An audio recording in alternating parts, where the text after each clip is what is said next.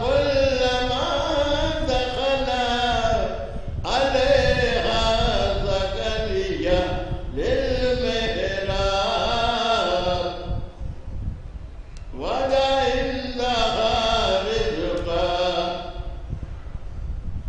قال يا مريم أن لك هذا قالت هو من عند الله إن الله يرزق من يشاء بغير حساب اللهم صل على محمد وآل محمد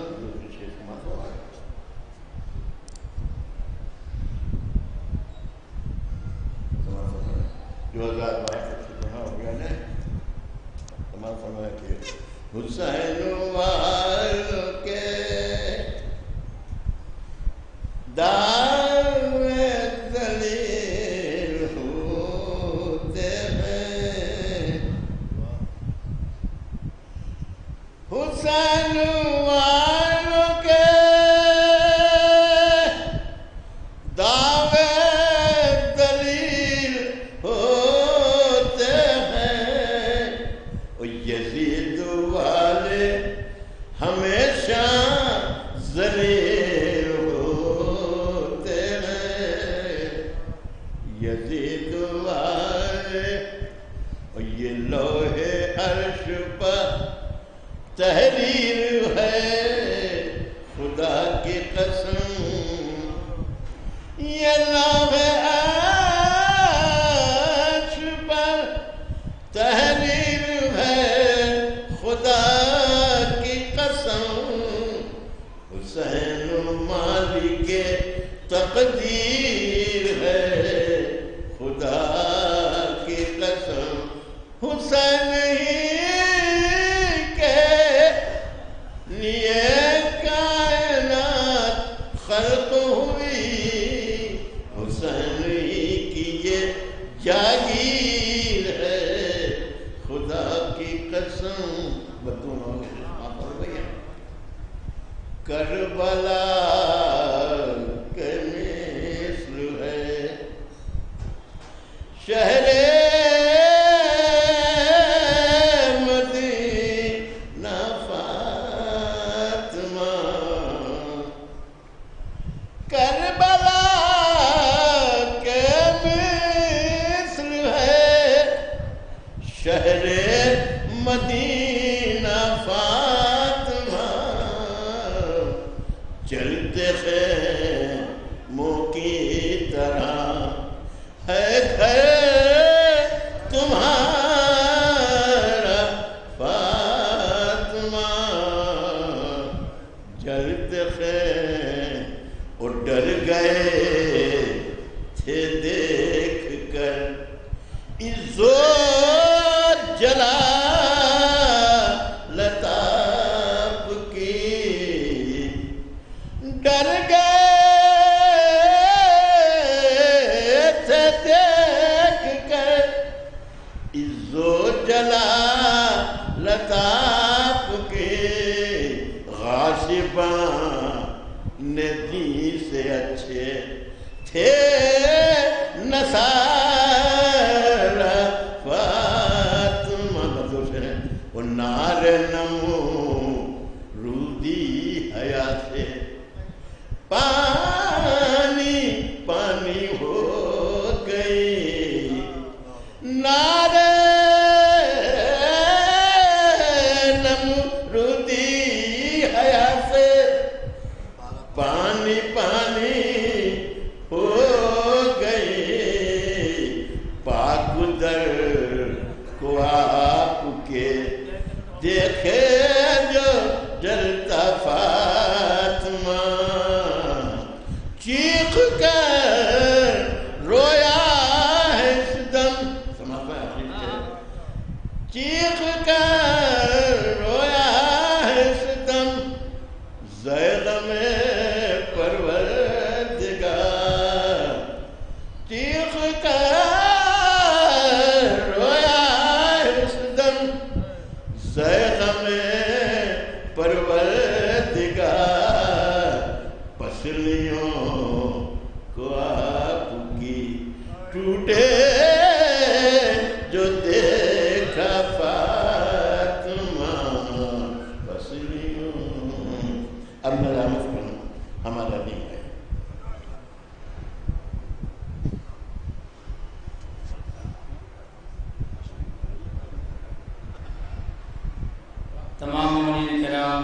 باہر تشریف فرما ہیں ان سے دست بستہ گزارش ہے کہ برائے کرم فرش اعضا پر تشریف لے آئیں. بہت ہی جلد مولانا موصوف حاضر ہو رہے ہیں. میں ملتمس ہوں جناب افسر صاحب سے کہ وہ آئیں اور شہزادی کونین کی بارگاہ میں قرصہ پیش کریں. بر محمد و آل محمد صلی اللہ علیہ وسلم.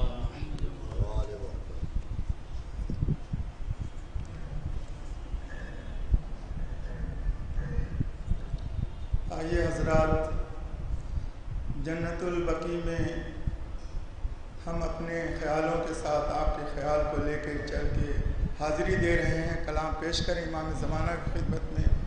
5 مرتبہ زیارت نصیب ہوئی ہے. آئیے ہم چاہتے ہیں کہ اللہ پاک آپ سب لوگ کو جنت البقیع کی زیارت میں روزے کے ساتھ نصیب فرمائے. صلوات بھیج دیجیے. اللہم صلی علی محمد.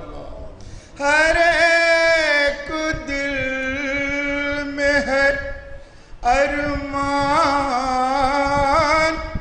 امام آ جائیں. ہر ایک دل میں ہے ارمان امام آ جائیں.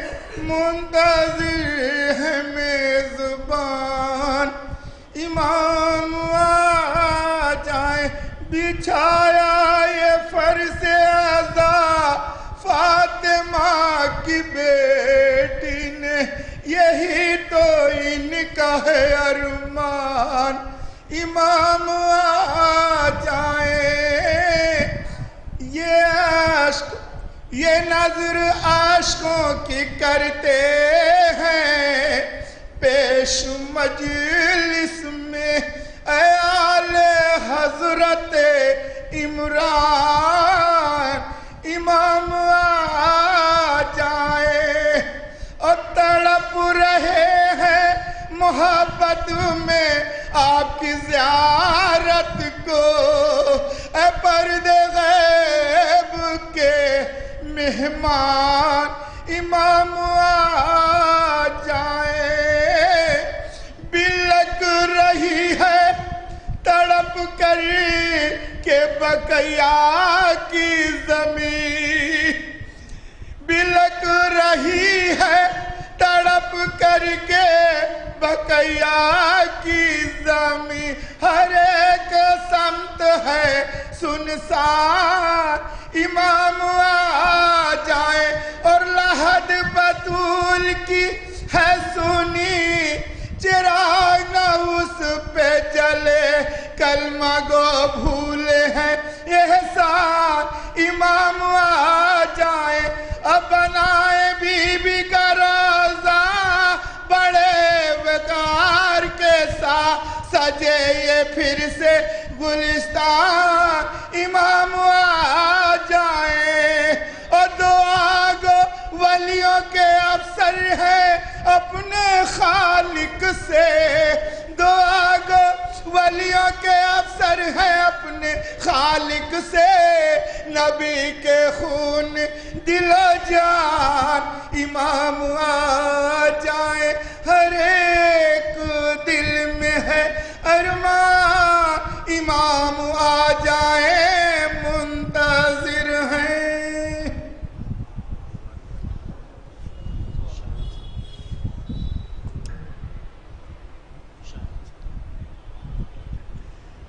میں پھر ملتمس ہوں تمام حضرات سے کہ جو باہر تشریف فرما ہیں برائے کرم فرش اعضا پر تشریف لے آئیں.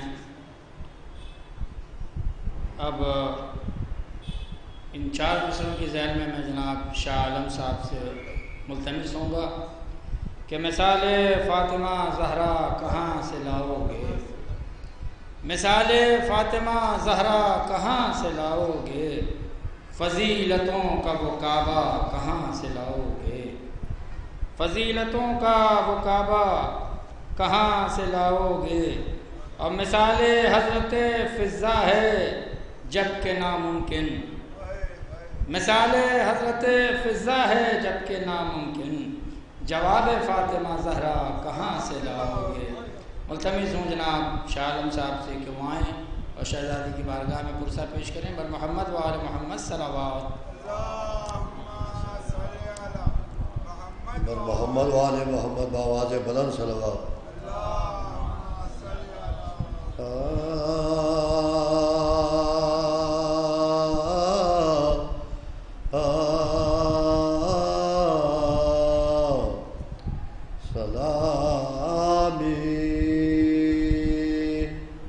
شمروں نے کی ہے کیسی جلادی نہیں ہوتی سلامی شمروں نے کی نہیں ہوتی ہوئی آل نبی کی جیسی بربادی نہیں ہوتی جگہ جمولی شہنے تو یہ قوم اسد بولی یہ بن ہے کربلا کا اس میں آبادی نہیں ہوتی سنا جب مر گئے بیٹے تو زینب نے کہا رو کر بہن کے مرنے سے بھیا بے اولادی نہیں ہوتی لکھا سغرا نے باواجا کہ جب تک تم نہ آؤ گے تمہارے قید غم سے مجھ کو آزادی نہیں ہوتی لبے دریا اگر شبیر پیاسے سر نہ کٹواتے جہنم سے گنہگاروں کو آزادی نہیں ہوتی سلامی شمروں نے کی ہے بر محمد وآل محمد صلی اللہ علیہ وسلم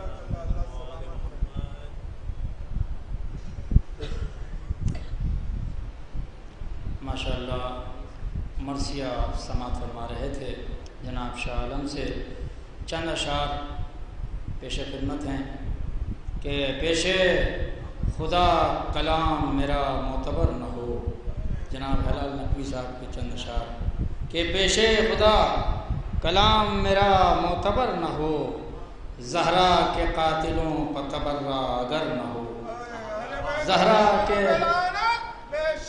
بے شمار زہرا کے قاتلوں پر تبرہ اگر نہ ہو اور زہرا کی منقبت میں ہمیشہ رہے خیال زہرا کی منقبت میں ہمیشہ رہے خیال لفظوں میں سادگی ہو زیادہ ہنر نہ ہو لفظوں میں سادگی ہو زیادہ ہنر نہ ہو اور یہ بھی دیکھیں کہ مثل کلام پاک ہے زہرا کی منقبت مثل کلام پاک ہے زہرا کی منقبت ہوشیار ایک لفظ ادھر سے ادھر نہ ہو مثل کلام پاک ہے زہرا کی منقبت، ہوشیار ایک لفظ ادھر سے ادھر نہ ہو۔ میں ملتمس ہوں جناب عظیم اعظمی صاحب سے کہ وہ آئیں اور شہزادی کونین کی بارگاہ میں پرسہ پیش کریں۔ اختصار سے کام نہیں چونکہ وقت بہت ہو چکا ہے۔ بر محمد وآل محمد صلوات۔ اللہم صلی اللہ علیہ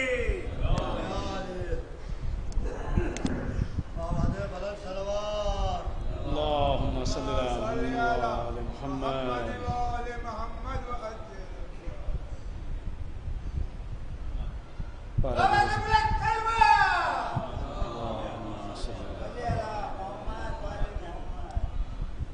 سماعت فرمائیں تاریخ کی مناسبت سے کہ مسکن توحید عصمت کا ٹھکانہ توڑ کر، مسکن توحید عصمت کا ٹھکانہ توڑ کر، کس نے کعبے کو رلایا قبر زہرا توڑ کر۔ مسکن توحید عصمت کا ٹھکانہ توڑ کر، کس نے کعبے کو رلایا قبر زہرا توڑ کر۔ ظالموں نے عرش اعظم کو غموں سے بھر دیا، ظالموں نے عرش اعظم کو غموں سے بھر دیا، آسمان کرب کا غمگین تارا توڑ کر، آسمان کرب کا غمگین تارا توڑ کر۔ آگ سے بچ کر کہاں جاؤ گے تم آل سعود، آگ سے بچ کر کہاں جاؤ گے تم آل سعود۔ تم نے دوزخ لے لیا جنت کا قبہ توڑ کر، تم نے دوزخ لے لیا جنت کا قبہ توڑ کر۔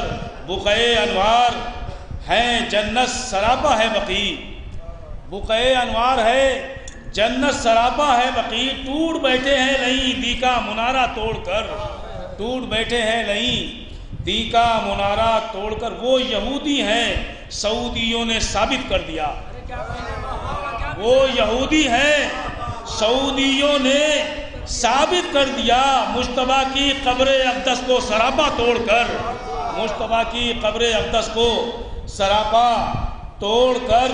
صبر اب ہوتا نہیں ہم سے علی ابن الحسین، صبر اب ہوتا نہیں ہم سے علی ابن الحسین۔ بھیجیے قائم کو اب زنجیر پردہ توڑ کر، بھیجیے قائم کو اب زنجیر پردہ توڑ کر۔ اے امام حضرت باقر ہمیں کرنا معاف، اے امام حضرت باقر ہمیں کرنا معاف۔ چین سے ہیں تیرے دشمن تیرا روضہ توڑ کر، چین سے ہیں تیرے دشمن تیرا روضہ توڑ کر۔ آستانہ جعفر صادق کا یوں تاراج ہے، آستانہ جعفر صادق کا یوں تاراج ہے۔ جھوٹے تو رہتے ہی ہیں سچوں سے رشتہ توڑ کر، جھوٹے تو رہتے ہی ہیں۔ آستانہ جعفر صادق کا یوں تاراج ہے، جھوٹے تو رہتے ہی ہیں سچوں سے رشتہ توڑ کر۔ تو اس لیے ویرا ہے شاید تربت ام البنی، شہزادی کی تربت بھی اس میں ہے جو توڑی گئی ہے، اس پہ بھی روزہ تھا۔ سماعت فرمائیں کہ اس لیے ویرا دیکھیں بدلہ لیا گیا ہے، یہ اس لیے ویرا ہے شاید تربت ام البنی۔ سو گیا عباس منہ سفیانیوں کا توڑ کر، سو گیا عباس منہ سفیانیوں کا توڑ کر۔ یا علی مجھ کو، یا علی مجھ کو اتنی قوت و ہمت عطا۔ آپ سب کی طرف سے شعر یہ کہ یا علی مجھ کو اتنی قوت و ہمت عطا، سجدہ کر لوں تربت زہرا پہ پہرا توڑ کر۔ ان کو آنے دو ہم غم گسارانے بقی، ظالموں کو گھر سے لے آئیں گے تالا توڑ کر، ظالموں کو گھر سے لے آئیں گے تالا توڑ کر۔ منتقم کو آنے دو ہم غم گسارانے بقی، ظالموں کو گھر سے لے آئیں گے تالا توڑ کر، ظالموں کو گھر سے لے آئیں گے تالا توڑ کر۔ دشمن زہرا پہ لعنت کرتے رہتے ہیں عظیم، دشمن زہرا پہ لعنت کرتے رہتے ہیں عظیم۔ ہم نہیں جی پائیں گے تیغ تبرہ توڑ کر، دشمن زہرا پہ لعنت کرتے رہتے ہیں عظیم۔ ہم نہیں جی پائیں گے تیغ تبرہ توڑ کر۔ پر محمد والے محمد صلی اللہ علیہ وسلم۔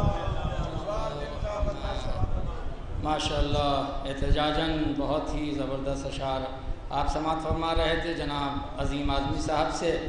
میں ان 4 مصرعوں کے ذیل میں جناب وسیم رضوی صاحب سے گزارش کروں گا، نوحہ خان، مشہور نوحہ خان، کہ وہ شہزادی عالمیان کی بارگاہ میں پرسہ پیش کریں، 4 مصرے کے سازشیں لاکھ کریں، آپ کے دشمن بھی جب تلک زندہ ہیں ہم ایک نہ چلنے دیں گے، جب تلک زندہ ہیں ہم ایک نہ چلنے دیں گے۔ اور ہم نے مانا کہ ہم ان سے ہیں بہت کم، لیکن اب تصور میں بھی دروازہ نہ جلنے دیں گے۔ ہم نے مانا کہ ہم ان سے ہیں بہت کم، لیکن اب تصور میں بھی دروازہ نہ جلنے دیں گے۔ گزارش گزار ہوں جناب وسیم رضوی صاحب سے، بر محمد و آل محمد صلوات۔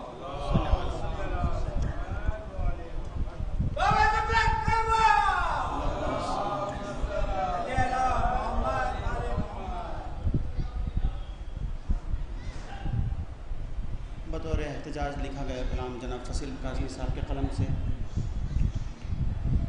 لیکن یہ اس بی بی کی فریاد ہے جس کا پہلو بھی شکستہ کر دیا گیا اور جس کی قبر بھی شکستہ کر دی۔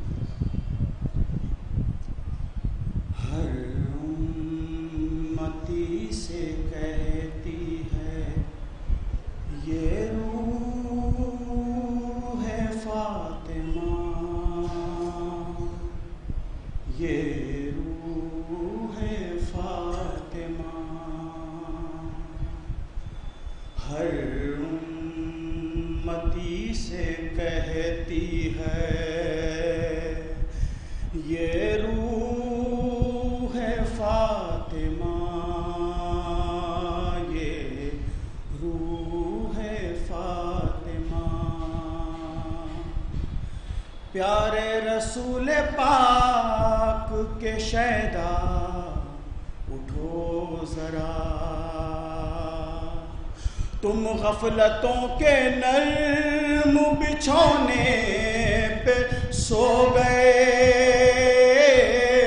اور میری ٹوٹی قبر کو 100 سال ہو گئے۔ ہر امتی سے کہتی ہے مرنے کے بعد بھی مجھے بخشا سکون کہاں، مرنے کے بعد بھی مجھے بخشا سکون کہاں، کیوں میری عظمتوں کا مخالف ہوا جہاں، کیا میں دل رسول کا ٹکڑا نہیں رہی، کیا آج میں وہ فاطمہ زہرا نہیں رہی، ہر امتی سے کہتی ہے۔ ارے کلمہ پڑھا ہے تم نے میرے بابا جان کا، کلمہ پڑھا ہے تم نے میرے بابا جان کا، کچھ تو کرو خیال میرے خاندان کا، تم کیوں نہیں تڑپتے میرے حال زار پر، کیوں آج ایک دیا نہیں میرے مزار پر، ارے تم نے سلگتی ریت میں کچھ پھول بوئے ہیں، تم نے سلگتی ریت میں کچھ پھول بوئے ہیں، ارے میں ہوں جہاں وہیں میرے فرزند سوئے ہیں، ہم ہی وہ اقربا ہے ہمارا ہے تم پہ قرض، ہر کلمہ گو پہ جن کی مودت ہوئی ہے فرض، ہر امتی سے کہتی ہے سمجھ بند کہ اعمال پر تمہارے صدا رکھتا ہے نظر، اعمال پر تمہارے صدا رکھتا ہے نظر، پردے سے تم کو دیکھ رہا ہے میرا پسر، ارے اٹھو کہ آنچ آئے نہ الفت کے نام پر، کیوں اپنا کام چھوڑ رہے ہو امام پر، ہر امتی سے کہتی ہے ارے مرضی ہی میری اصل میں ہے مرضی خدا، مرضی ہی میری اصل میں ہے مرضی خدا، ارے جاگو اگر عزیز ہو تم کو میری رضا، تم کم سہی مگر دل حیدر سے درس لو، لاکھوں اگر عدو ہیں 72 سے درس لو، یہ اور بات دائرہ صبر میں ہوں میں، یہ اور بات دائرہ صبر میں ہوں میں،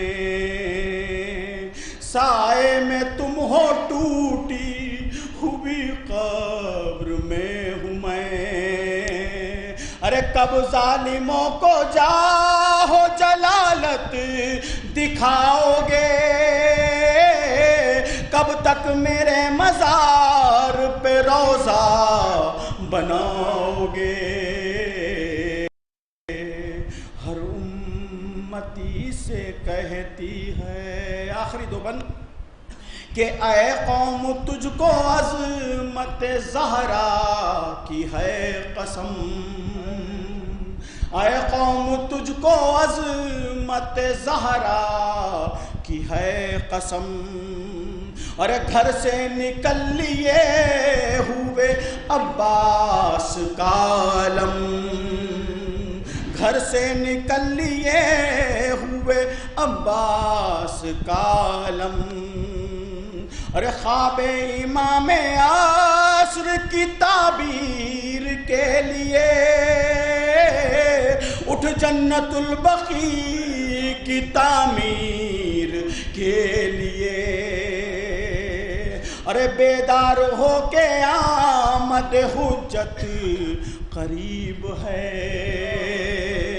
بیدار ہو کے آمد حجت قریب ہے، ہوشیار ہو کے روزے قیامت قریب ہے، ارے سوچو فصیل ہوگا بروزے حساب کیا، پوچھا جو فاطمہ نے تو دو گے جواب کیا، ہر امتی سے کہتی ہے یہ روح ہے فاطمہ، یہ روح ہے فاطمہ۔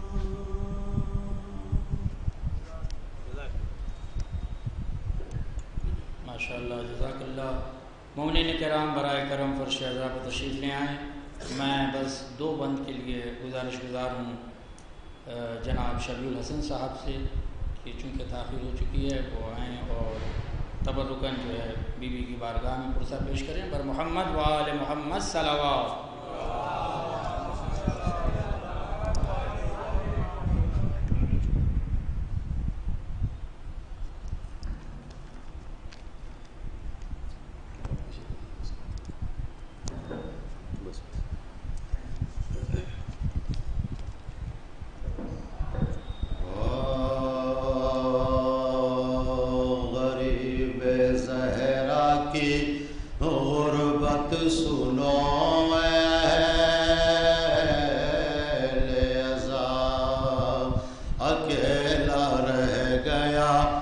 مقتل میں جب میرا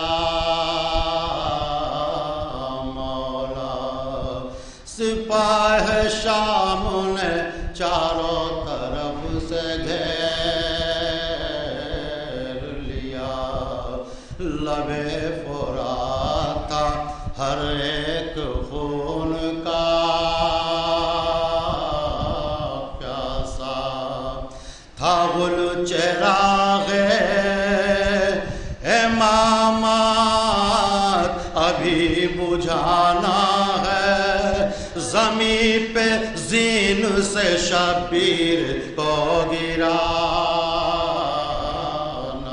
ہے۔ یہ سن کے سنگ کسی نے جبین پر مارا، کسی نے پہلو میں برچھی کا پھل اتار دیا، کسی نے سامنے آ کر چلائی تیغ جفا، غریب زہرا کا زی پر سنبھلنا مشکل تھا۔ علی وہ زہرا کو رن میں رلایا جاتا تھا، ارے حسین گرتے نہیں تھے گرایا جاتا تھا، حسین گرتے نہیں تھے گرایا جاتا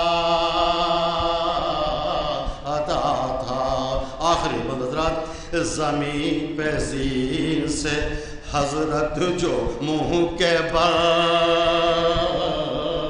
آئے، جو تیر سینے میں تھے پشت سے نکال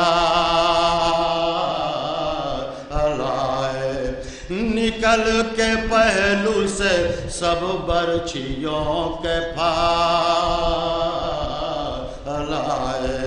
قرار کس طرح اب شہ کو ایک پر آئے، رکاب پیروں سے ابن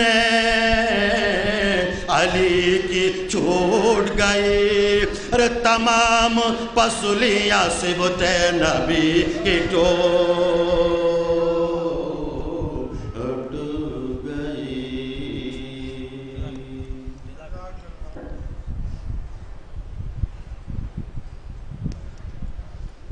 ماشاءاللہ آپ مرثیہ سماعت فرما رہے تھے۔ میں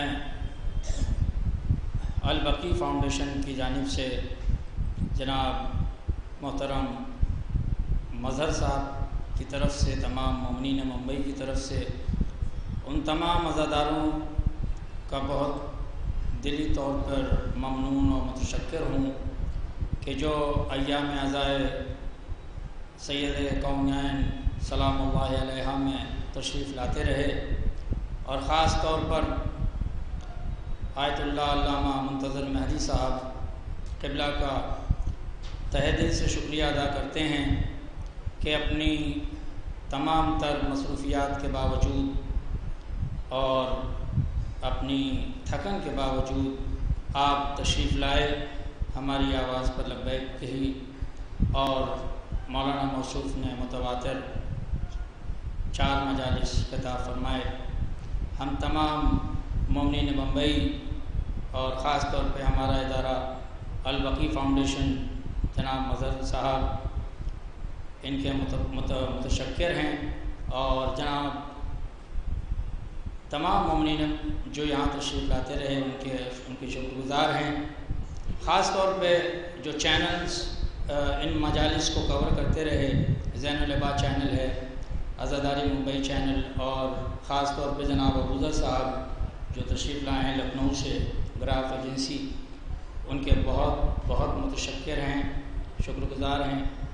مومنین کرام کا بہت بہت شکریہ کہ آپ آتے رہیں۔ انشاءاللہ شہزادی کونین سلام اللہ علیہ اجر عظیم عطا فرمائیں گی۔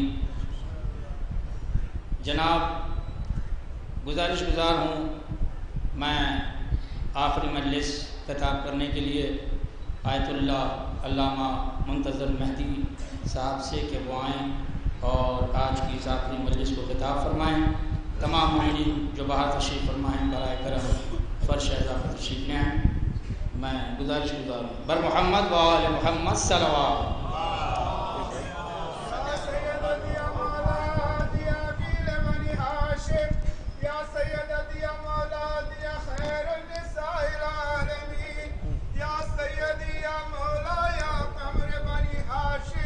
یا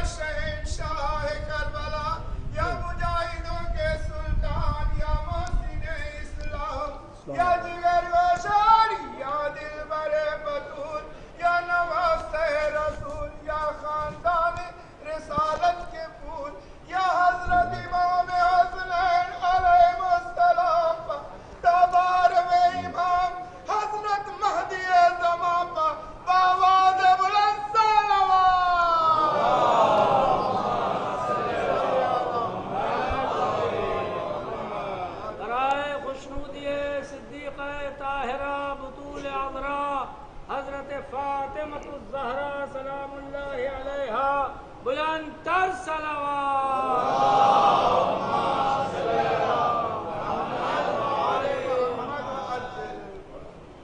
رحم اللہ من قرأ الفاتحہ.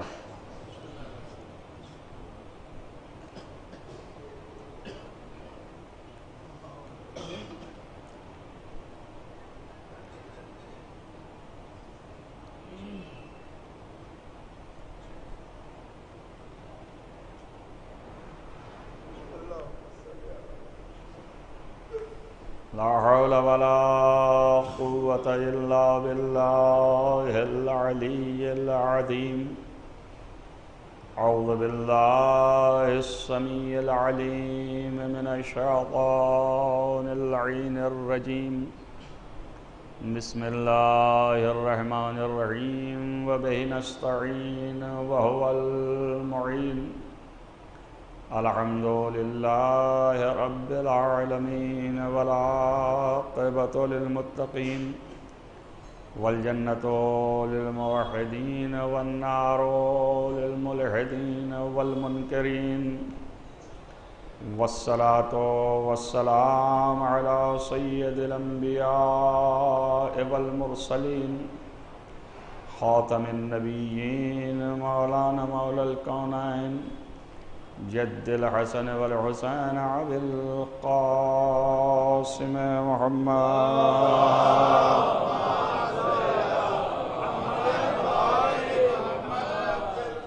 ولا سيما على ابن عمه ووزيره ووصيه وخليفته مقلوب كل غالب غالب كل غالب مولانا علی ابن ابی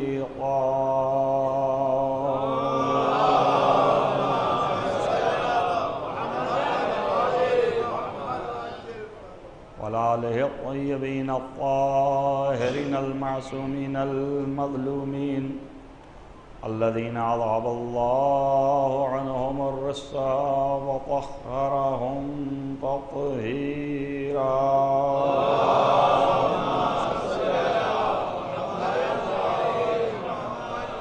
ولعنة الله على أعدائهم أجمعين من يومنا هذا إلى قيام يوم الدين. أما بعد فقد قال الله سبحانه وتعالى في كتابه الحكيم. بسم الله الرحمن الرحيم. وذلك من يعظم شعائر الله فإنها من تقوى القلوب. صلوات اللہ محمد.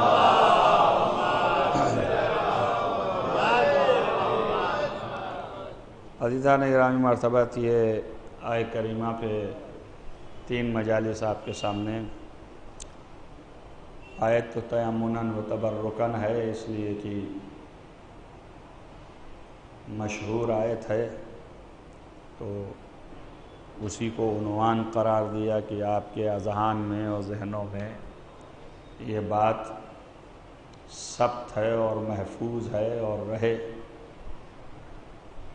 کہ اللہ کے ذکر کے مقامات جو ہیں وہ سب شاعر اللہ اور شاعر اللہ کی تعظیم و تکریم اللہ کی جانب سے فرض اور واجب ہے. اور یہ ایک نشانی ہے انسانوں کے دلوں کے طہارت کی کہ ان کے دل جو ہیں وہ پاکیزہ ہیں تبھی وہ اللہ کے شعائر کی تعظیم کرتے ہیں. اللہ کے شعائر میں سے جس طریقے سے وہ جگہیں کہ جہاں پہ عبادت کی جائے، وہ جگہیں کہ جہاں پر اللہ کا ذکر کیا جائے، وہ سب شعائر ہیں. اسی طریقے سے وہ انسان بھی کہ جن کی رخ اور چہرے بھی دیکھ کے خدا کی یاد آئے، وہ بھی شاعر اللہ ہیں، اللہ کی نشانیاں ہیں. ان کی بھی تعظیم واجب ہے اور لازم، خصوصاً جن کو اللہ نے اپنی معرفت کا ذریعہ قرار دیا ہو، تو وہ انتہائی مصداق شاعر اللہ ہیں، لہذا ان کی تعظیم تو بے حد واجب ہے۔ انتہا سے زیادہ آداب بجا لانا، ان کے سامنے گفتگو نہ کرنا، آواز کا بلند نہ کرنا، اللہ کا حکم ہے ایسے آواز نہ دو جس طرح اپنے دوستوں اور احبابوں کو پکارتے ہو، یہ طریقہ صحیح نہیں۔ یہ اس دور کے مسلمانوں کی تربیت خود اللہ کر رہا ہے۔ سورہ حجرات شاہد ہے کہ لوگ آتے تھے اور پیغمبر کو ان کا نام لے کے پکارتے تھے، یا محمد یا محمد، تو اللہ نے ڈانٹا یہ بدتمیزی نہ کرو، اپنے جیسا نہ سمجھو ان کو کہ تمہارے جیسے پکار رہے، اور ان کے سامنے آواز بلند مت کرو۔ اب آپ سوچئے کہ جو قرآن یہ کہہ رہا ہو کہ پیغمبر کے سامنے آواز بلند نہ کرو، تو وہ قرآن اور اللہ کب برداشت کرے گا کہ کوئی پیغمبر کی توہین کرے؟ آواز بلند نہ کرو تو کب برداشت کرے گا کہ ایسے الفاظ سے یاد کرو جو عام انسانوں کو بھی نہیں یاد کیا جاتا؟ اور جو یہ حرکت کرے وہ تعظیم اور تکریم کے خلاف کر رہا ہے، اور اسی کو روک تھام پہلے یا بعد میں، پہلے بھی کر رہے ہیں لوگ تو اللہ نے روک تھام کیا، اب بعد میں بھی کریں گے لوگ تو بھی اللہ نے یہ ایک طریقے سے تنبیہ جو کی ہے، یہ تنبیہ بتاتی ہے کہ انسان کو کہاں تک لے جانے والی ہے۔ اب اگر کوئی صاحب غرے میں ہوں کہ ہم ایمان لے آئے ہیں، ہم مسلمان ہیں، اب تو ہم اللہ کے لیے خدمت بھی کر رہے ہیں، تو جو چاہیں گے کریں گے، تو اللہ نے اور قید آگے لگائی کہ اگر تم نے ذرہ برابر بے احترامی ان کی تو تمہارے سارے اعمال حق ہو جائیں گے، تو اعمال بھی ختم ہو جائیں گے، ایمان بھی ختم ہو جائے گا۔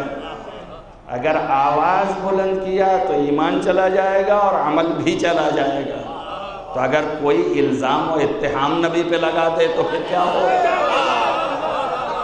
تو کہاں سے ایمان رہ جائے گا، کہاں سے اس کے اعمال رہ جائیں گے؟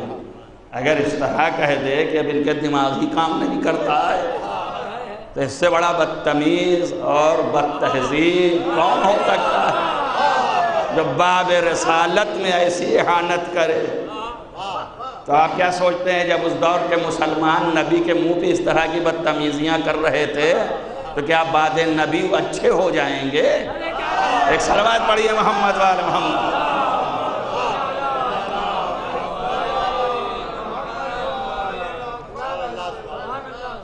اب تو ان کے اچھے ہونے کے چانسز نہیں نظر آ رہے ہیں، اس لیے کہ جب نبوت ہے سامنے اور خوف نہیں آ رہا ہے، تو نبی کے چلے جانے کے بعد تو اب کوئی خوف ہی نہیں ہے، اب مطلق العنان ہے، جو چاہیں کریں۔ تب اللہ نے اپنا اعلان کر دیا کہ بھئی یہ ہمارے اعتبار سے نہ اسلام ہے نہ ایمان ہے۔ مسلمان کے اعتبار سے جو بھی ہو، مسلمان سے مطلب نہیں ہے، اللہ سے مطلب ہے، دین اس کا ہے، مسلمان کا دین تھوڑی ہے۔ یہ بیچارے کافرین ہو، مشرکین ہو، غیر مذاہب جو ہیں سمجھتے ہیں کہ مسلمانوں کا دین اسلام ہے۔ مسلمان تو بیچارہ دین اسلام پر چل رہا ہے، دین تو اللہ کا ہے، اللہ کا مذہب ہے، اس کا بنایا ہوا ہے، اس کا دین ہے۔ تم تھوڑی ٹھیکیدار دین ہو، تمہیں حکم ہوا ہے چلنے کا، نبی تک کو ٹھیکہ نہیں دیا دین کا، جو لے کے آئے ہیں آپ کو دے رہے ہیں ان کو بھی نہیں ہے، ان کو بھی حکم ہے پہنچانے کا۔ دین میں کسی قسم کی ملکیت کسی کی نہیں ہے، یہ دین اللہ کا ہے، اس میں کسی کو حق نہیں ہے، کوئی پرندہ پر نہیں مار سکتا، تو عظمت دین جو ہے وہ اللہ سے وابستہ ہے، نہ مسلمانوں سے وابستہ ہے اور نہ ہی مبلغ اسلام سے وابستہ ہے۔ اسی لیے آپ دیکھیے، غور کیجئے، اگر دین آپ کے پنجے میں آ جائے تو آپ کیا کریں گے؟ اس کو اللہ نے متعدد مقامات پر قرآن میں، احادیث تو بھری پڑی ہیں، قرآن نے متعدد جگہوں پر واضح کیا ہے کہ اگر ان کے ہاتھ میں دین آ جائے تو یہ دین کو برباد کر دیں۔ ان کے ہاتھ میں اگر تھوڑی سی قوت و قدرت ہو جائے تو اپنے قانون خود ہی بنانے لگیں گے اور اپنے قانون جاری کریں گے، اپنے قانون چلائیں گے۔ اس لیے اللہ نے اپنے دین کو اپنے ہاتھ میں رکھا۔ اور آپ دیکھ لیجئے، اللہ نے اعلان کیا، رسول اللہ نے تو نہیں اعلان کیا نا، تو یہ اس بات کی دلیل ہے کہ رسول کے ہاتھ میں بھی دین نہیں ہے۔ آپ میری بات سمجھ رہے ہیں؟ اگر متوجہ ہیں، اللہ نے اعلان کیا کہ الیوم اکملت لکم دینکم، آج ہم نے اپنے دین کو کامل کیا، تو یہ اعلان اللہ کا ہے نا، نبی کا نہیں ہے۔ اس کا مطلب یہ ہے کہ نبی دین میں نہ کچھ گھٹا سکتے ہیں، نہ بڑھا سکتے ہیں، نہ کمال کو پہنچا سکتے ہیں، نہ نقص کر سکتے ہیں۔ اللہ کو اختیار ہے، تو اللہ کا دین ہے، یہ اللہ کا مذہب ہے۔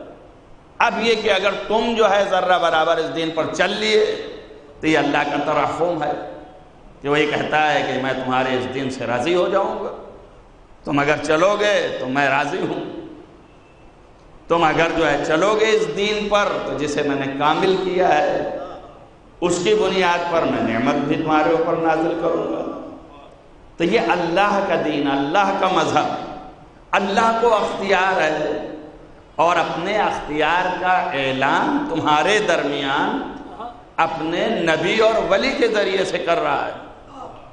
تو نبی اور ولی جو ہے وہ اظہار کا ذریعہ ہے خدا کے اختیار کے، خدا کے اختیار کے اظہار کا ذریعہ ہے۔ اللہ جو ہے خود ہمارے آپ کے سامنے تو نہیں آ سکتا، اور اگر وہ آ جائے تو وہ اللہ نہیں، اور اگر ہم اللہ کا سامنا کر لیں تو ہم بندے نہیں۔ اس کا مطلب یہ ہے کہ بندگی ختم ہو جائے گی۔ ایک صلوات پڑھیے محمد وآل محمد۔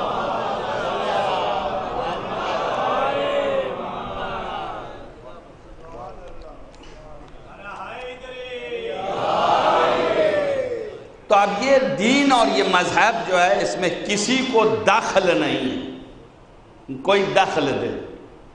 ہاں یہ ضرور ہے کہ جو حکم خدا کا ہے اس کو سمجھنے کا حق ہر ایک کو ہے۔ اللہ کا جو حکم ہے، جو اس کا فرمان ہے، اس کو سمجھنے کا حق ہے، اختیار ہے۔ سمجھے گا تبھی قبول کرے گا، اس کا اختیار اللہ نے دیا ہے۔ اس نے یہ نہیں کہا لا اکراہ فی الدین، یہ نہیں ہے کہ ہم نے جو کہہ دیا ہے تم بس سر جھکا کے مان ہی لو۔ اللہ ایک ہے تو پہلے ثابت کر لو کہ اللہ ایک ہے۔ جب ثابت ہو جائے اور یہ قلب آپ کا راضی ہو جائے کہ ہاں ایک ہی ہے، شک نہ رہ جائے، یقین ہو جائے کہ ایک ہی ہے، دو نہیں ہے، تو پھر اب لا الہ الا اللہ کہنا جو ہے یہ تمہارے اختیار میں ہے۔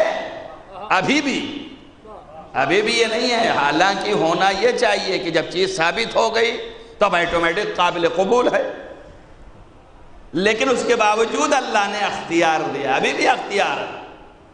تو جو ماننے کے کنارے ہے، پہلے تحقیق کر لیا، سمجھ لیا، ادراک کر لیا اور دلائل سے ثابت ہو گئے، اب وہ ماننا رہ گیا ہے، تبھی بھی اختیار ہے۔ مانے گا تو وہ شاکر بندہ ہے، اور اگر نہیں مانے گا تو کافر بندہ ہے۔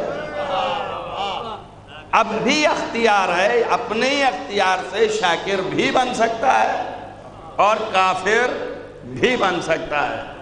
تو ماننے کے بعد بھی اختیار ہے، لا اکراہ فی الدین، جبر نہیں ہے، ابھی بھی اختیار دیا اللہ نے۔ مان لو گے، شاکر ہو جاؤ گے تو نعمتیں دوں گا، رضایت دوں گا، جنت دوں گا، اور انکار کر دو گے کافر ہو جاؤ گے تو جہنم بھیج دوں گا۔ تب یہ فیصلہ تمہیں خود کرنا ہے، تمہیں خود سمجھنا ہے، تمہیں اختیار ہے۔ تو ظاہر ہے کہ اختیار ہے، اور یہ بات پہلے سے بتا دی کہ مان لو گے تو یہ کریں گے، نہیں مانو گے تو یہ کریں گے۔ یہ چیزیں یوں ہیں، اور یہ عقل ہے، اور یہ فہم ہے، یہ سمجھ ہے۔ اب تمہیں اختیار ہے، تم ہی سوچ لو کدھر جانا ہے کدھر نہیں جانا ہے، تمہارے اختیار پر ہے۔ تو ہر انسان کو اس بات کا اختیار ہے کہ وہ اپنی عاقبت خود بنائے، اپنی عاقبت خود بنائے۔ اب چونکہ یہ اختیار میں ایسا ہے کہ شیطان ہوتا ہے جو وسوسہ دیتا ہے، اس کو یوں ہی سمجھیے کہ جیسے آپ کوئی ایک اپنے مسئلے کو حل کرنا چاہتے ہیں اور دو چار کے سامنے رکھ دیجئے، بڑا مشورے کا حکم ہے، مگر مشورہ کا حکم ہے ان کے سامنے جو امین ہوں، ان کے سامنے جو عادل ہوں، ان کے سامنے جو کچھ فکرے نہ ہوں، ان کے سامنے کہ جو فکر کے اعتبار سے سالم ہوں، ان سے مشورہ لینے کو ہے۔ لیکن اگر آپ 4 6 10 آدمی آپ کے مسائل کو جان جائیں تو مختلف قسم کی خبریں اور مشورے آپ کو دیں گے، اس میں نیتیں مختلف ہوں گی۔ ایک کی نیت یہ ہے کہ اس کا کام اور بگڑ جائے کم وقت کا تو اچھا ہے، تو وہ اس طرح کا مشورہ دے گا۔ ایک کی نیت یہ ہوگی کہ یہ میرا دوست ہے، اس کا کام بن جائے، تو وہ اس طریقے کا مشورہ دے گا۔ تو اب مشورے دونوں آئیں گے، اچھے بھی اور غلط بھی، دونوں طریقے سے آئیں گے۔ تو ظاہر ہے کہ یہ آئے گا جس طرح سے یہ 2 آدمی دے رہا ہے آپ کو مشورہ، ایک یہ آدمی اچھے کا اور ایک یہ آدمی برے کا۔ اب آپ کا ذہن مشوش ہو گیا کہ کدھر جائیں، اچھائی والے پہ جائیں یا برائی والے پہ جائیں، اور اچھائی کی طرف بہت کم مشورے دینے والے، برائی کی طرف زیادہ ہیں۔ اب اگر آپ ووٹنگ کا سسٹم رکھ دیے یہاں پہ کہ جس میں زیادہ لوگ جو ہوں اسے اختیار کرنا چاہیے، تو برائی کی طرف تو زیادہ لوگ لے جاتے ہیں، تو اب ظاہر ہے کہ ووٹنگ آپ کی برائی کی طرف ہو جائے گی۔ اس لیے ووٹنگ کا کوئی ہمارے پاس سسٹم نہیں ہے، کہ اس لیے کہ اکثرهم الفاسقون، اکثر جو ہیں وہ فاسق ہیں، اکثر جو ہیں وہ کافر ہیں، وہ اکثرهم الکافرون یعرفون نعمت اللہ کی نعمت کو پہچانتے ہیں، پھر اس کے باوجود ینکرونہا، مگر اس کے باوجود اس کا انکار کرتے ہیں۔ آپ توجہ کریں، غور کریں، فکر کریں، پھر کیا ہے کہ اکثرهم الکافرون، اس لیے کہ ان کے اکثر جو ہیں وہ منکر ہی ہیں، کافر ہی ہیں۔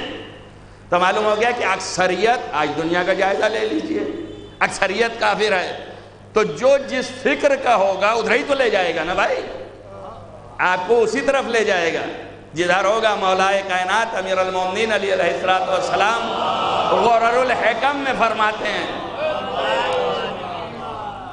آپ ارشاد فرماتے ہیں کہ جو جیسا ہوتا ہے ویسا ہی فکر والے کی طرف اٹریکٹ ہوتا ہے، یہ میری لفظیں ہیں، اسی فکر کی طرف جاتا ہے، ویسا ہی افراد سے تعلقات بناتا ہے۔ جو دوستیاں ہوتی ہیں افکار کے اعتبار سے ہے، آپ کے میرے فکر ملتی ہے آپ میرے قریب آ جائیں گے فوراً، اب اگر نہیں ملتی ہے تو دور ہو جائیں گے فوراً۔ آپ اپنا گراؤنڈ بنائیں گے جو آپ کے افکار کے لوگ ہیں۔ آج جو خلفشار ہے یہ اسی میں ہے، شیعوں کے ہاں بھی ایسا ہی ہے، 4 آدمی کے افکار، اب دین سے مطلب نہیں ہے لیکن نام دین کا لگا دیتے ہیں، مطلب اپنے ذاتی افکار ہوتے ہیں، ذاتی فوائد ہوتے ہیں، اور گروہ بنا لیتے ہیں، ٹکڑے بنا لیتے ہیں، ایک یہ گروہ بن گیا، ایک وہ گروہ بن گیا، یہ اس گروہ کے ہیں، وہ اس گروہ کے ہیں، وہ اس گروہ کے ہیں۔ تو اپنے افکار سے اپنے لوگوں کو جمع کیا، اور ٹریک بھی وہی ہوتے ہیں جو اس فکر کے ہوتے ہیں، اور یہ ہر جگہ ہے، یہ نہ سمجھیے گا۔ کسی نے آگے مجھ سے پوچھا تھا کہ حوضے میں ہم آئے تو ہم نے تو یہ دیکھا وہ دیکھا فلاں دیکھا، بھئی ایک سمندر ہے، سمندر میں ہر قسم کی مچھلیاں ہوتی ہیں، آپ کو کون سا شکار کرنا ہے یہ آپ کو دیکھنا ہے۔ اب اگر آپ کی فکر پہلے سے وہی صحیح تھی تو وہ ایسے ڈھونڈیں گے آپ، اور اگر ایسی تھی تو ایسے ڈھونڈیں گے. بھئی افکار کے اعتبار سے ہے، اور یہ کوئی ایسی چیز نہیں ہے کہ یہ افکار کے اعتبار سے اٹریکٹ ہونا جو ہے یہ غلط ہے. غلط نہیں ہے، یہ بھی فطری ہے. اگر فطری نہ ہوتا تو نبی اکرم ان کا بھائی ان کو اور ان کا بھائی ان کو اور علی کو اپنا بھائی کیسے بناتے؟ ایک صلوات پڑھیں محمد وآل محمد.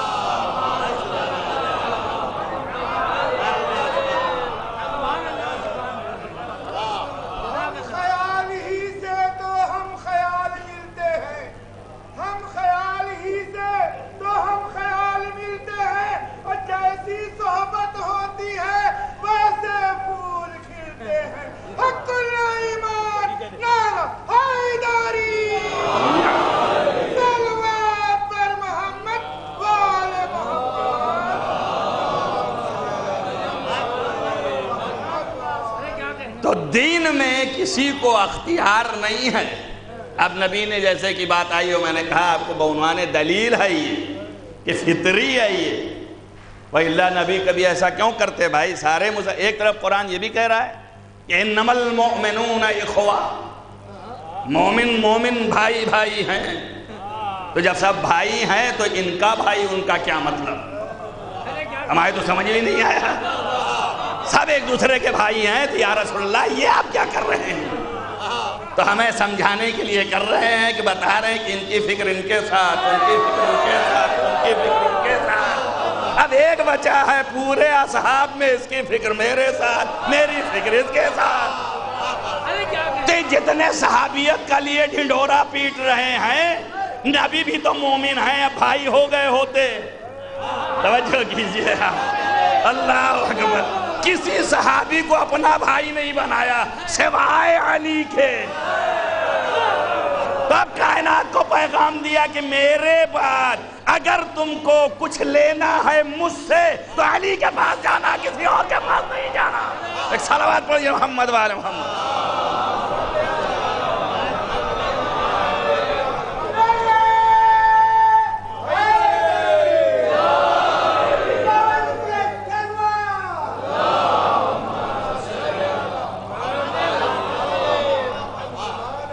اب آپ کی جیسی فکر ہوگی ادھر ہی جائیں گے. آپ نے جو سیکھا ہے، جو سمجھا ہے، اور جو آپ دین سمجھ سکے ہیں اس اسٹینڈرڈ کے دین کے لیے اسی طرف چلے جائیں. اب آپ چاہیے تو ان سے دین لے لیجئے، چاہیے تو ان سے لے لیجئے جو میرا بھائی ہے، جس سے چاہیے لے لیجئے.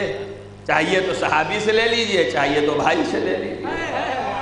سادے سادے لفظوں میں اس میں کچھ ہے ہی نہیں، کچھ سادہ ہے. آپ کو اگر چاہیے میری فکر تو میرے بھائی سے لینا.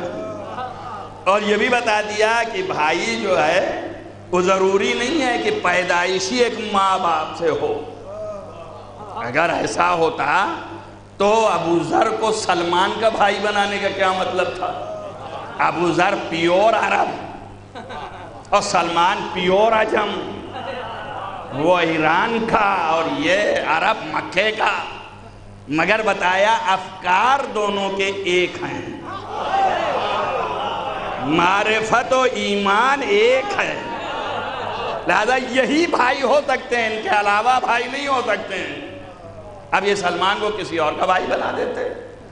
بھائی سلمان بھی بزرگ تھے، تو جن سے آپ کو بڑا بزرگی کا ہوقع ہے ان سے کہتے کہ آپ جو ہے ان کو بزرگ، آپ ان کے ساتھ ہو جائیے، یہ ان کے بھائی ہیں. لیکن نہیں بنایا.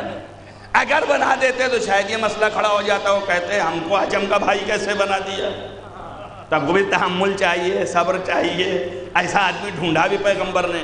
الغرض افکار سے انسان جو ہے وہ قریب آتا ہے. اب آپ کے تو سمجھ میں آ گیا، اگر اتنی ذہن قربت تک پہنچ چکا ہے کہ یہ افکار کی بنیاد پہ نبی نے اور یہ فطری ہے، تو یہ بات معلوم ہو گئی کہ جس کو نزدیک کیا اور جس کو دور کیا، وہ افکار کے اعتبار سے دور کیا اور افکار کے اعتبار سے نزدیک کیا. اب یہ نہیں ہوگا کہ وہ بیٹھنے سے نہیں ہوتا ہے.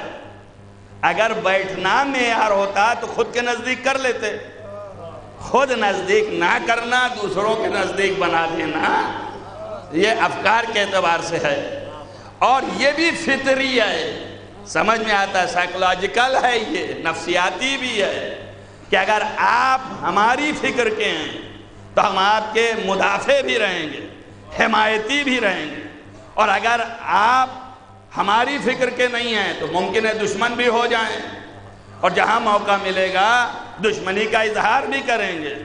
یہ نفسیاتی ہے، سائیکولوجیکل ہے، آپ تمام ماہرین نفسیات سے پوچھ لیجئے جا کر کے، اور فطری ہے اسلام کے اعتبار سے بھی، اور دنیاوی اعتبار سے، عقلی اعتبار سے بھی۔ اگر افکار ملیں گے تو تائید ہوگی، اگر افکار نہیں ملیں گے تو تائید نہیں ہوگی، مخالفت ہوگی۔ اب آپ دیکھ لیجئے، جن کے افکار مل رہے تھے وہ تائید کر رہے تھے، جن کے نہیں مل رہے تھے وہ مخالفت کر رہے تھے۔ چچا تو دونوں تھے، ارے اللہ، چچا تو دونوں تھے، ایک تائید کرنے والا، ایک مخالفت کرنے والا۔ تو اب جو چاہیے آپ کا یہ دو حال سے خالی نہیں، یا نبی کے افکار ابو طالب سے مل رہے تھے، اور یا ابو طالب کے افکار نبی سے مل رہے تھے۔ اگر ابو طالب کے افکار نبی سے مل رہے تھے تو مومن ہو گئے، توجہ کریے آپ، اور اگر نبی کے افکار ابو طالب سے مل رہے تھے تو اب ابو طالب کو جو چاہیے کہیے، نبی کو بچائیے۔ صلوات پڑھیے محمد والے محمد۔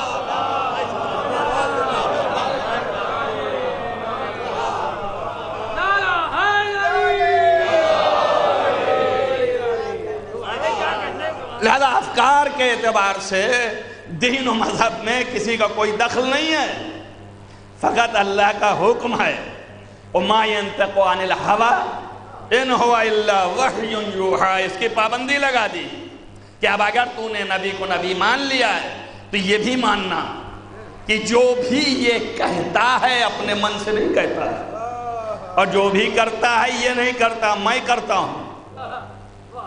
تو ہر دو کام جو ہے وہ اپنے سے نہیں کرتا ہے۔ تو اب یہ کسی کو بھائی بنا رہا ہے تو یہ نہیں کر رہا، میں کر رہا ہوں۔ تو ابھی تو میں نے فطری بتایا تھا، اب یہ سمجھ لیجئے الہی سنت ہے۔ سمجھ میں آیا نا؟ اب اللہ کے رسول نے کیا، میں نے تو کیا نہیں ہے۔ بہنوں میں بھی ایسے ہی بنایا ہوگا، توجہ کیجئے آپ، شاید یہی وجہ ہے دو ہی کا ذکر آتا ہے، جب بھی آتا ہے دو کا ساتھ آتا ہے، دو کا ساتھ آتا ہے، دو کا کیوں آتا ہے؟ تو معلوم ہوا کہ افکار ایک تھے، اس لیے ان دو کا ساتھ ذکر آتا ہے۔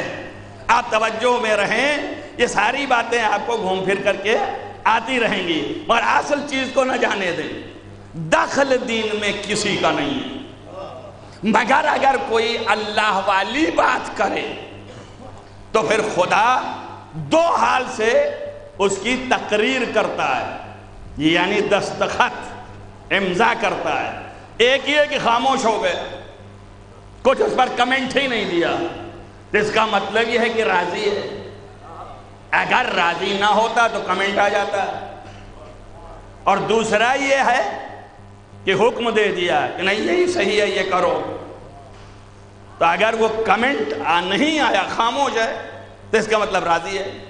اسی قاعدے کے تحت معصوم کے لیے بھی ہے کہ معصوم کے سامنے کوئی امر ایسا ہو رہا ہے اور معصوم خاموش ہے تو اس کا بس شرط یہ ہے کہ اس کے اوپر تلوار نہ ٹنگی ہو، اپنے اختیار سے خاموش ہے، تو اس کا مطلب یہ ہے کہ یہ فعل جائز ہے، تبھی تو خاموش ہے، ورنہ فوراً بول پڑتا۔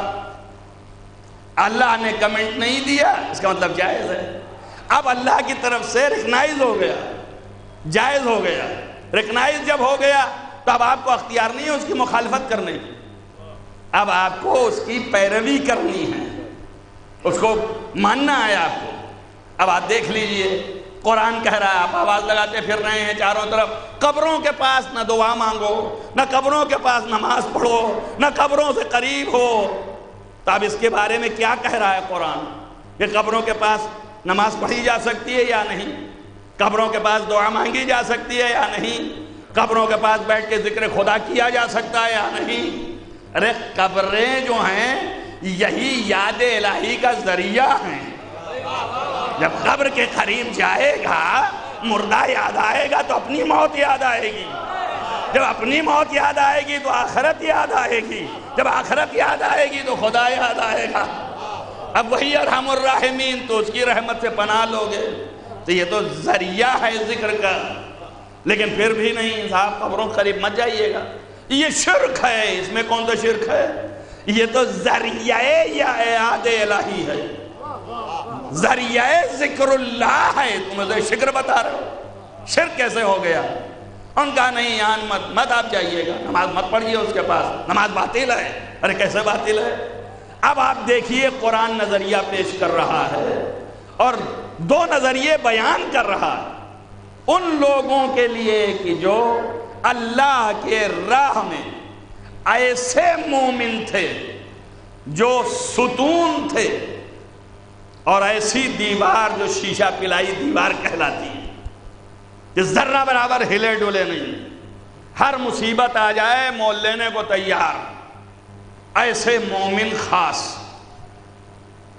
اور اس دور میں جب کافرین و مشرکین کا تاتا بندھا ہوا تھا، ایسے 7 مومن، 6 مومن، 8 مومن یا 4 مومن، معلوم نہیں، قرآن نے بھی ایسا ہی کہہ دیا، جانتا وہی ہے کہ حقیقتاً کتنے ہیں، لیکن یہ 7 مومن یا 6 مومن یہ جو تھے ان کی حفاظت کی اللہ نے، کیوں؟ اس لیے کہ اللہ پر ایمان تھا ان کے، اور ایسا ایمان نہیں ہے ہمارے آپ کی طرح کہ ہوا چلی تو اڑ گئے، جدھر ہوا گئی ادھر ہی چلے گئے، اب پھر کچھ نہیں۔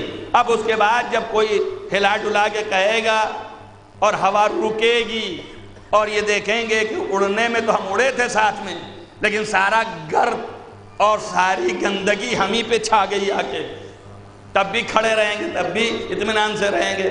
اب کوئی اگر صاف آپ کر دے گا تو شاید راستہ مل جائے۔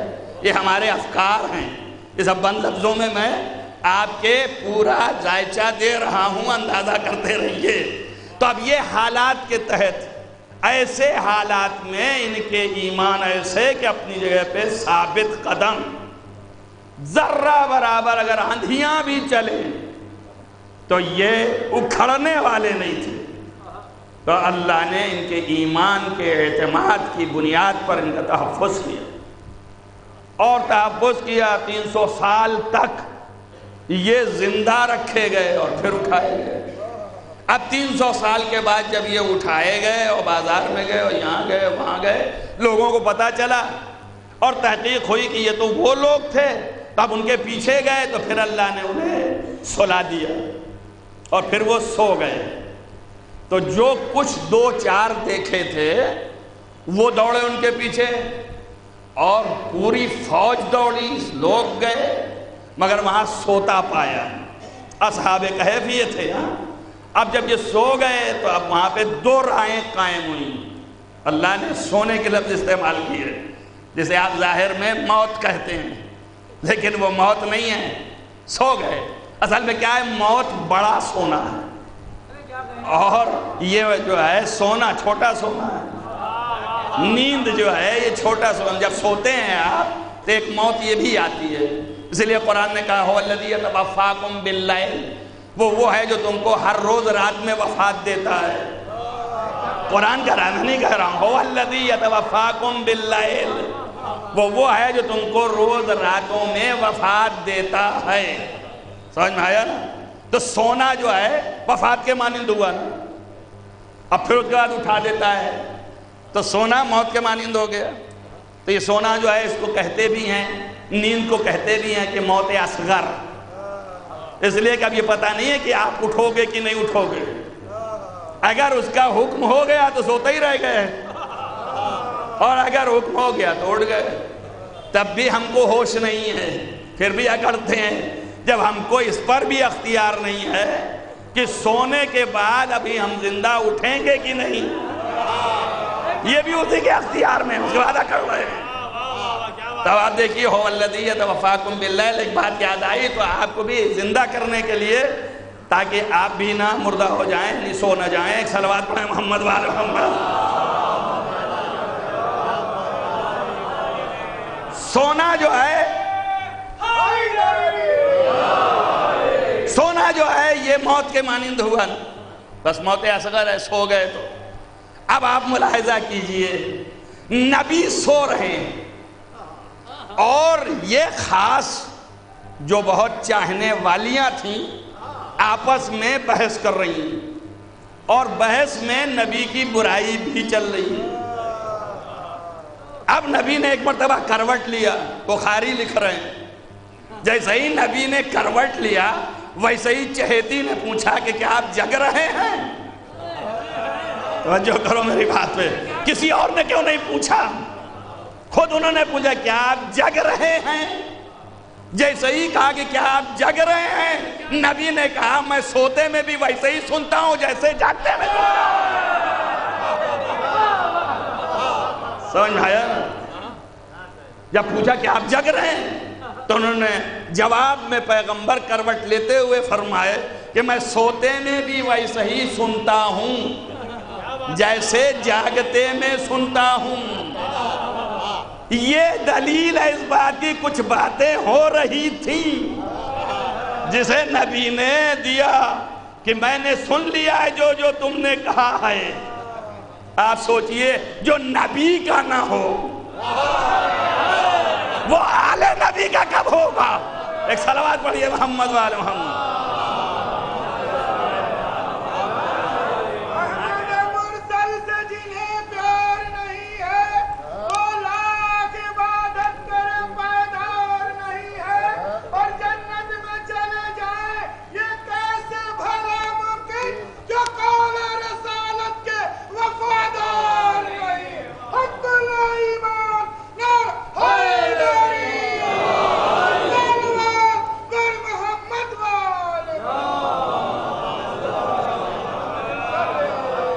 تب ایک مسئلہ یہ بھی حل کر دیا کہ ہم سوتے میں بھی ویسے ہی سنتے ہیں جیسے جاگتے ہیں، اور قرآن نے کہہ دیا کہ سونا جو ہے یہ چھوٹی موت ہے اور بڑی موت۔ اب نبی یہ بھی بتا رہے ہیں کہ جب میں سونے میں جاگنے کی خصوصیت رکھتا ہوں تو مرنے کے بعد بھی زندگی کی خصوصیت رکھتا ہوں، اس وقت بھی سنتا ہوں، یہ نہ سمجھنا۔ اس لیے جب بھی پکارو گے یا رسول اللہ تو جواب آئے گا، السلام علیکہ یا رسول اللہ، تو جواب ملے گا تمہیں، کہ اس لیے کہ سن رہے ہیں۔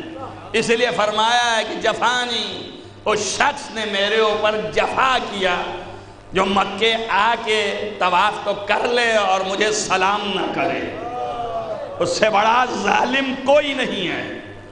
تو جو نبی کو سلام کرنے نہ آئے مکے سے یہاں تک مدینے تک وہ ظالم ہے۔ تب آپ سوچئے سلام نہ کرنے آئے تو ظالم ہو جائے، سلام نہ کرے تو ظالم ہو جائے، اور جو بد کلامی کرے نبی کے لیے اب اس سے بڑا ظالم کون ہوگا؟ اظلم ہے، سمجھنے کی صحیح کریے، بد کلامی کرنے والا اظلم ہے، ظالم نہیں ہے۔ ممن اظلم، کون ان سے بڑا ظالم ہوگا؟ من کذبوا بآیات اللہ، ممن اظلم، کون شخص جو ہے ان سے بڑا جو ہے ظالم ہوگا جو میری آیات کی تکذیب کرتے ہیں۔ اللہ کی نشانیوں کو جھٹلانے والا سب سے بڑا ظالم ہے، تب اس سے بڑا کوئی ظالم نہیں ہو سکتا ہے۔ الغرض یہ ہے کہ آپ ملاحظہ کریں اور سوچیں اور غور کریں اور فکر کریں کہ یہ عظمتیں نبوت کی کتنی عظیم ہیں۔ تو آپ ظاہر ہے کہ وہاں پہ وہ سو رہے تھے، سونا مسئلہ تھا نا، اور جب سو رہے ہیں یہ آئے، انہوں نے دیکھا کہ تو موت ہے، مر گئے ہیں۔ تو اب اظہار خیال کیا دونوں گروہ نے، بتایا نا افکار، چونکہ پہلے سے یہ معلوم تھا جتنے لوگ تھے ان کے عقائد میں تھا مر گئے تو اٹھائے نہ جائیں گے، کہ کیسا اٹھایا جانا، کیسا کیا، اب اتنا بیان دینا پڑ رہا ہے مجھے آپ کو آمادہ کرنے کے لیے۔ تو پہلے سے یہ بحث چل رہی ہے کہ اگر ہم مر گئے تو اٹھائے جائیں گے کہ نہیں اٹھائے جائیں گے۔ ایک گروہ کہہ رہا ہے اٹھائے جائیں گے، کوئی گروہ کہہ رہا ہے کہ نہیں اٹھائے جائیں گے۔ کیسے اٹھائے جائیں گے؟ سڑگل گئے تو ختم ہو گئے، اب کیا اٹھائے جائیں گے؟ جب کچھ بچا ہی نہیں تو کیسے اٹھائے جائیں گے؟ تب متعدد جواب خدا کا اس سلسلے میں آیا کہ کیا کیا آپ کو ہونا ہے، کیا کیا نہیں ہونا ہے۔ تب ظاہر ہے کہ اس بات کو اللہ کو ثابت کرنا تھا کہ مرنے کے بعد اٹھایا جاتا ہے کہ نہیں اٹھایا جاتا. اس لیے 300 سال کے بعد پھر سے ان کو اٹھا دیا. اب انہوں نے آنکھوں سے دیکھ لیا کہ تو مر گیا تھا, 300 سال پڑا رہا اور 300 سال کے بعد اٹھا, اور جب اٹھا تو ویسے ہی جوان تھا, بوڑھا نہیں ہوا. توجہ کریں آپ, جس حالت میں مرا تھا اسی حالت میں اٹھا ہے. نبی یہی فرما رہے ہیں کہ جیسی حالت میں دفن ہوگے اسی حالت میں لائے جاؤ گے حشر میں. تو پھر اللہ نے ویسے ہی اٹھا دیا. تو اب انہوں نے دیکھ لیا کہ مرنے کے بعد تو زندہ ہوتا ہے. اب مسئلہ یہ ہے کہ یہ تو ہو گیا, سمجھ میں آ گیا کہ مرنے کے بعد زندہ ہوتا ہے. اب حشر میں اٹھایا جائے گا تو سمجھ میں آ گیا کہ اٹھایا جائے گا. لیکن یہ کہ آیا قیامت آئے گی کہ نہیں, اب اس پر بحث ہے. کہا ہاں ایک دن تو بہرحال ختم ہونے والا ہے اور آئے گی. تب اللہ نے اس کو نقل کیا کہ ہم نے کذالک آثرنا علیہم. آپ جا کے سورہ کہف میں بھی 21 نمبر آیت پڑھیے گا. اس طرح ہم نے اس قوم کو مطلع کیا ان کے حالات پر. لِيَعْلَمُوا أَنَّ وَعْدَ اللَّهِ حَقٌّ, تاکہ یہ جان جائیں کہ اللہ کا وعدہ حق ہے.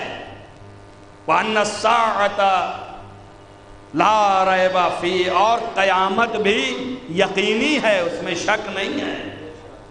اب اس کے بعد یتنازعون, اب جب یہ لوگ جھگڑا کرنے لگے امرہم بینہم امرہم اسی معاملات میں, تب ہم نے یہ کام کیا کہ ان کو زندہ اٹھایا. یعنی جب سب یہ جھگڑا کرنے لگے اٹھائے جائیں گے کہ نہیں اٹھائے جائیں گے, قیامت آئے گی کہ نہیں آئے گی, شک و شبہات میں آئے تو ہم نے ان کو اٹھایا. اب اس کے بعد جب ہم نے اٹھانے کے بعد پھر سلا دیا اور یہ بھی کہہ دیا پھر یہ قیامت میں اٹھائے جائیں گے, تو اس کا مطلب یہ ہو گیا کہ ہم نے اٹھا کے بتایا کہ مردہ زندہ ہوتا ہے اور پھر سلا کے بتایا کہ قیامت بھی آنے والی ہے. سمجھ آیا نا. اب اس کے بعد جب انہوں نے اعتقاد پیدا کر لیا, گئے دیکھا پھر سو گئے, تب ایک گروہ نے کہا فَقَالُوا ابْنُوا عَلَيْهِمْ بُنْيَانًا, ان کے اوپر عمارتیں بنا دی جائیں. اس لیے کہ اب یہ سو گئے ہیں, ان کے اوپر عمارتیں بنا دی جائیں اور یہ عمارتوں پر لکھ دیا جائے کہ یہ لوگ جو ہیں یہاں سو رہے ہیں اور یہ ان کی یاد کے لیے ہو. دوسرا گروہ جو ان کے اوپر غلبہ پا گیا اپنے رائے کے اعتبار سے, اس گروہ نے شدت سے کہا, پھر ان لوگوں نے قال الذین, وہ لوگ غلبوا علی امرہم, جو ان کے امر پر غلبہ پا گئے اپنی رائے کے اعتبار سے, تو انہوں نے کہا لنتخذن مسجدا, ہم تو یہاں پہ مسجد بنائیں گے. توجہ کریں آپ. اب اللہ نقل کر کے آگے بڑھ جاتا ہے, نہ یہ کہتا ہے کہ عمارت بنانا مردوں کے اوپر صحیح نہیں ہے, یہ نہیں کہہ رہا ہے, اور نہ یہ کہہ رہا ہے کہ مردوں کے بازو میں مسجد بنانا صحیح نہیں ہے نا. تو اب دونوں کوئی کمنٹ نہیں دے رہا ہے, آگے بڑھ گیا تو بات ثابت ہو گئی کہ عمارت بھی بنانا صحیح ہے اور مسجد بنانا صحیح ہے. اب ایک نقطہ اور لے لیجئے, مسجد کے معنی یہ ایک تو مسجد ہو گئی جو آپ مسجد دیکھ رہے ہیں, ذہن آپ کا جاتا ہے, لیکن معنی مسجد کیا ہے؟ وہ جگہ جہاں سجدہ کیا جائے. تو اگر آپ نے عمارت نہیں بھی بنائی ہے تو وہاں پہ سجدہ کر سکتے ہیں, جیسے لیے کہ, اور یہاں پہ شدت سے کہا. جب شدت ہو گئی کہ ضرور بنائیں گے مسجد, تو اب اللہ کو چاہیے تھا کہ نہیں بنانے دیں گے, لیکن اللہ نے کچھ نہیں کہا. تو شدت بتا رہی ہے کہ مسجد بنانا قبر کے پاس, مومنین کے قبر کے پاس, لفظ پر غور کرنا, مومنین کے قبر کے پاس کھڑے ہو کے اللہ کو یاد کرنا اور ان کے وسیلے سے مانگنا, یہ عین دعوت قرآن ہے. میں مومنین کی بات کر رہا ہوں, مشرکین و کافرین کی بات نہیں کر رہا ہوں. ایک صلوات پڑھیں محمد وآل محمد.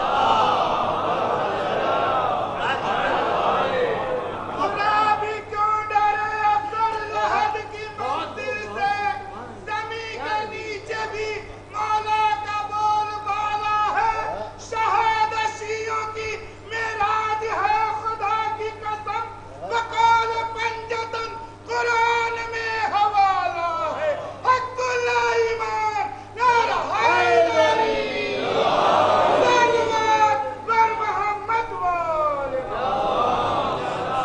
مسجد کا بنانا قبروں کے نزدیک اور قبروں پر عمارت بنانا قرآنی نقطہ نظر سے کوئی بھی ذرہ برابر ایسا نہیں ہے کہ حرام ہو، جائز در جائز بلکہ بہتر، اس لیے کہ مسجد یعنی جائے سجدہ قرار دینا، معلوم ہے ذکر خدا کا ذریعہ بن رہے ہیں یہ۔ اب اگر کوئی اس مسجد کی مخالفت کرے، اس مسجد کو گرائے، اس جگہ پہ سجدہ کرنے سے روکے، تو وہ مخالف ان قبور کا نہیں ہے، توجہ کرو میری بات پہ، وہ مخالف کلام الہی کا ہے، اور جو کلام الہی کا مخالف ہے وہی کافر اور مشرک ہے۔ ایک صلوات پڑھیے محمد وآل محمد۔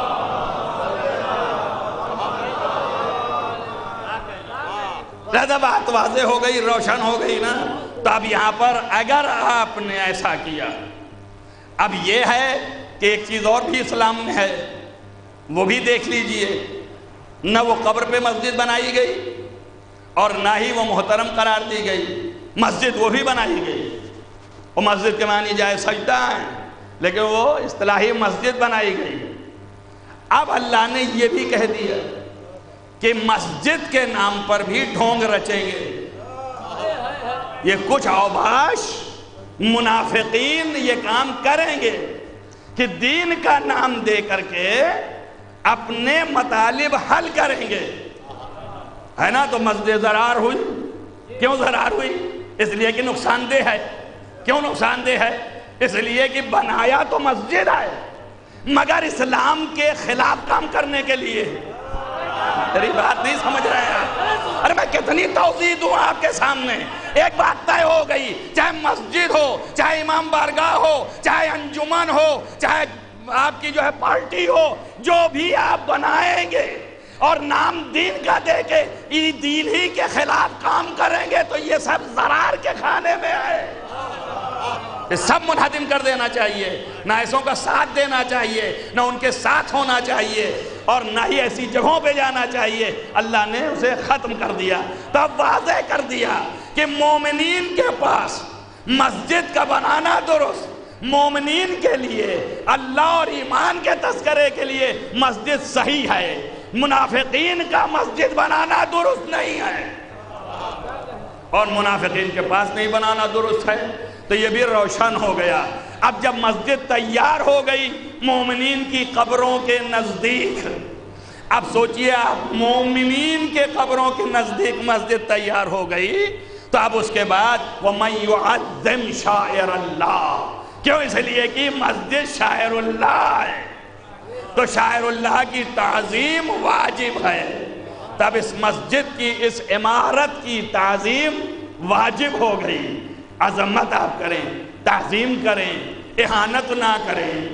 اب یہ بھی قرآن سے دونوں ثابت ہے کہ اگر کوئی شخص ان مساجد کو، ان عمارتوں کو منہدم کرے تو اس سے بڑا مخالف قرآن و حدیث کوئی نہیں ہے۔ اب جو چاہے فتویٰ دے اپنے حساب سے، فتویٰ معیار نہیں ہے، عقل و قیاس اور رائے کوئی چیز نہیں ہے، قرآن میں نے آپ کے سامنے رکھا، اور بے شمار حدیثیں بھی ہیں۔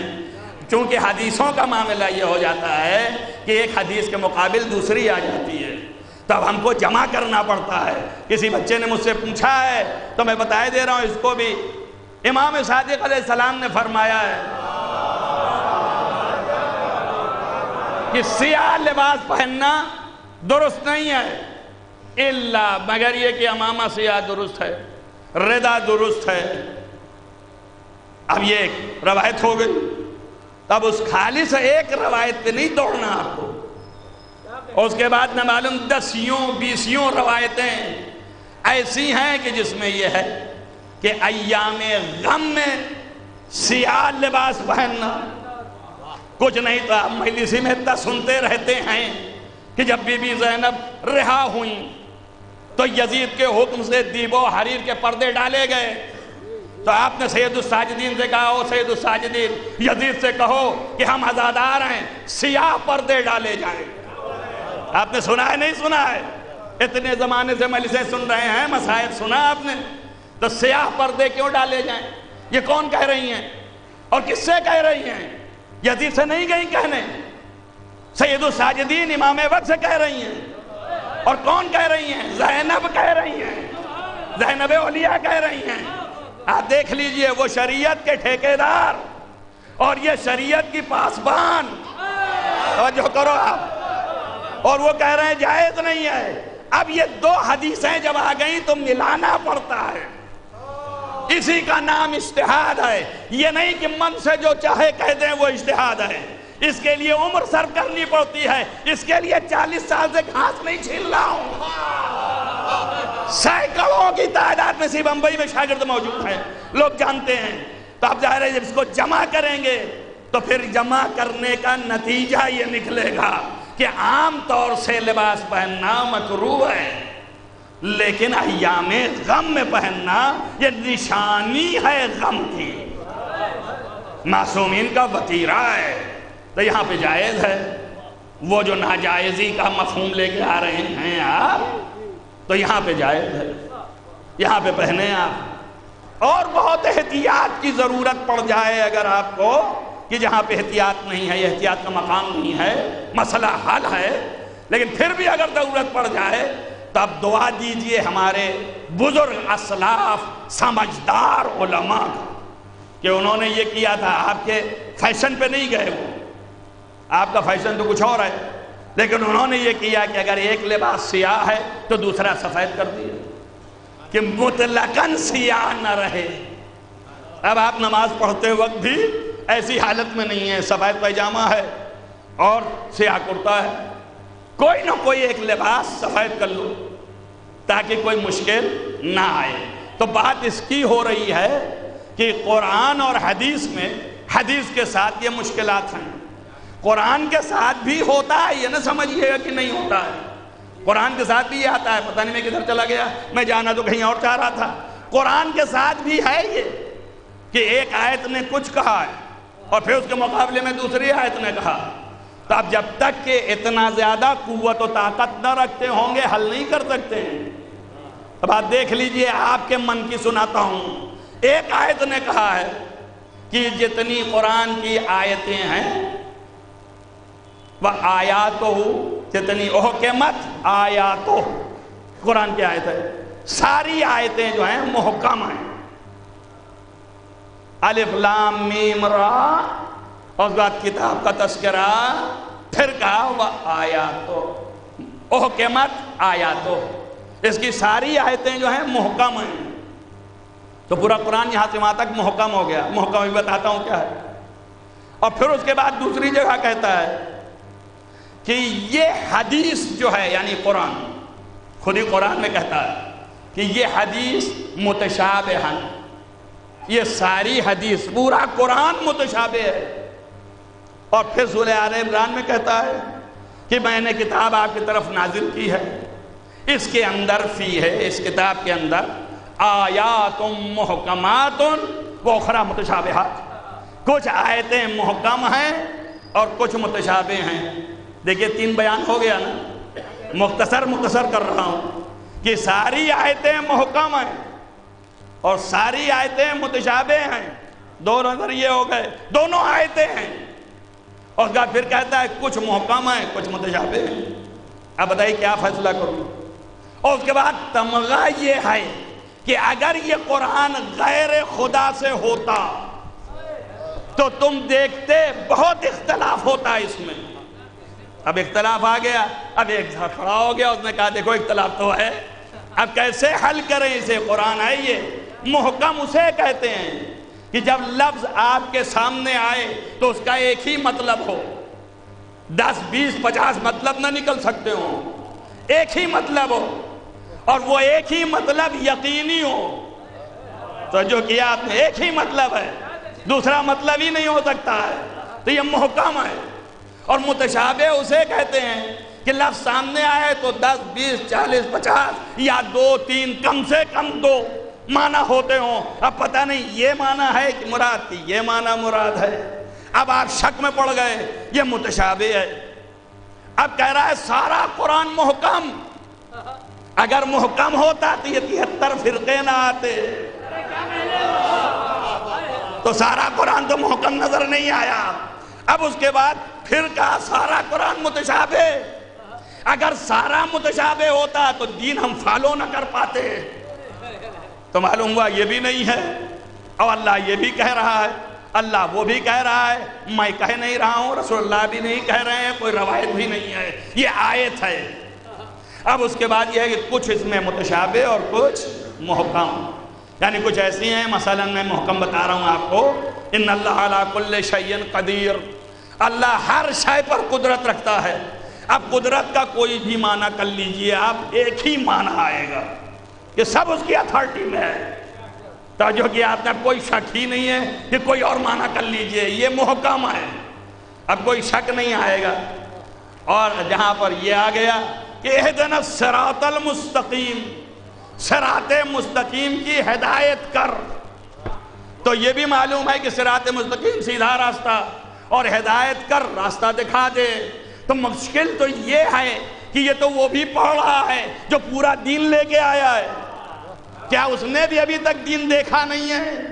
اس نے بھی صراط مستقیم نہیں دیکھا کہ بار بار کہہ رہا ہے یا اللہ دکھا دے، یا اللہ دکھا دے۔ اچھا اگر نہیں دیکھا، پیغمبر ہیں لانے والے، وہ بھی 5 وقت پڑھ رہے ہیں نا، اہدنا الصراط المستقیم، اہدنا الصراط المستقیم، تو کیا ابھی تک نہیں دیکھا؟ ابھی تک بھی نہیں دیکھا صراط مستقیم؟ اللہ سے کہہ رہے ہیں دکھا دے دکھا دے۔ اب اللہ یقین بھی دلا رہا ہے کہ تو ہے ہی صراط مستقیم پر، انکا لعلی صراط مستقیم، آپ جو ہے صراط مستقیم پہ ہیں، سورہ یاسین، تو جب صراط مستقیم پہ تو آپ کہنا چھوڑ دیجئے، مگر پھر بھی نبی کہہ رہے ہیں، تب یہ متشابہ ہو گیا کہ یہاں اہدنا کے کیا معنی ہیں، دکھانا معنی درست نہیں۔ اب لغت اٹھائیے تو 2 معنی بتائے، ایک دکھانا، ایک پہنچانا۔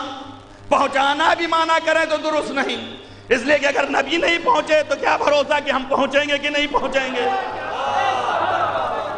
تو اب دونوں میں گڑبڑ کھایا نا آپ نے، اب سکتہ طاری ہوا۔ یہاں مجتہد کی ضرورت ہے، یہاں جاہل کی ضرورت نہیں کہ ممبر پہ آئے۔ جاہلوں سے بچیے، اگر وہ بکواس کر رہے ہوں تو ان سے بچیے گا، امامہ شرط نہیں ہے۔ مجتہد عالم عمر گزاری ہو، اس راہ میں اپنے کو خرچ کیا ہو، نہیں ہے کہ خالی امامہ لگا کے 6 مہینے میں ٹہلنے لگے، اس کے بعد شعور بھی نہیں ہے، خالی اشتہا بولنے سے تھوڑی نہ عالم ہو جائے گا۔ میں عربی کے الفاظ اگر بہت دقیق استعمال کر دوں تو عالم ہو گیا کیا؟ یہاں حل کرنا ہے، آپ کو دکھانا ہے، اور حلق سے الفاظ نکال دینے سے عالم نہیں بن جاتا ہے۔ تو آپ توجہ کریے، اب کیا کریں، ہم آپ سے پوچھ رہے ہیں یہ پورے قرآن کو میں جو ہے متشابہ سمجھوں یا پورے قرآن کو محکم سمجھوں؟ تو آپ کے سامنے رکھ دیا، اگر محکم ہوتا تو مجھے پورا قرآن سمجھ میں آ جاتا، اب متشابہ ہے اس میں۔ پورا قرآن اگر متشابہ ہوتا تو ابھی آپ کو بتا دیا کہ کتنی آیتیں ایسی ہیں جو محکم ہیں، متشابہ نہیں ہیں، تو یہ بھی ہے۔ اب یہ دونوں بیان اللہ کا ہے، پھر اس کے بعد کہہ رہا ہے کہ آدھا یہ ہے آدھا وہ، کچھ آیتیں جو ہیں محکم، کچھ متشابہ۔ حدیث میں تو تھا ہی ابھی چکر، اب یہ قرآن میں آ گیا، کیسے جمع کرو گے بتاؤ؟ اس میں تو اب یہ بھی نہیں کہہ سکتے کہ یہ والا ضعیف ہے اور یہ والا قوی ہے۔ ابھی تو ہم جب حدیث پیش کریں گے تو آپ کہیں گے نہیں، وہ امام صادق نے جو کہا تھا کہ پہننا مکروہ ہے وہ والی قوی ہے حدیث، اور یہ جو کہہ رہے ہیں قبلہ کہ حضرت زینب نے یوں فرمایا، یہ تو روایت ایسا ہی تاریخی واقعہ ہے، اس کا تو کوئی حیثیت ہی نہیں ہے۔ یا یہ کہ اس کے مقابل میں دوسری روایت جو ہے وہ ضعیف ہے، تو ضعیف کو چھوڑو اور صحیح کو پکڑو۔ اب یہاں تو یہ بھی نہیں کہہ سکتے، یہ سب اللہ کا کلام ہے۔ اگر آپ نے ضعیف کہا تب آپ سے بڑا ضعیف کوئی پیدا نہیں ہوگا، تو ہمارے پورا دین جو ہے آپ کا خطرے میں ہے۔ اب چونکہ چھیڑ دیا اس لیے وقت بڑھتا چلا جا رہا ہے، تب آپ سمجھیے کیسے استدلال ہو، کیسے اجتہاد ہو، کیسے کیا کیا کرنا پڑتا ہے۔ تب ڈھونڈا یہاں پہ آپ کچھ کر بھی نہیں سکتے، اور تعویل ایک لفظ اپنے سے بھی نہیں کر سکتے، اللہ کا کلام ہے۔ اب بتائے اللہ سمجھا، اسی لیے ایک گروہ کھڑا ہو گیا، اس نے کہا قرآن میرے لیے ہے ہی نہیں، قرآن تو صرف ان کے لیے ہے جو سمجھ سکیں، اور ہم سب سمجھ سکتے نہیں، تو سمجھ اس کو وہی سکتے ہیں جن پہ نازل ہوا ہے، لہذا قرآن ان کے لیے ہے، اگر وہ کہہ دیں تو میں مان لوں گا، نہیں کہیں گے خاموش رہوں گا۔ یہ ایک نظریہ ہو گیا۔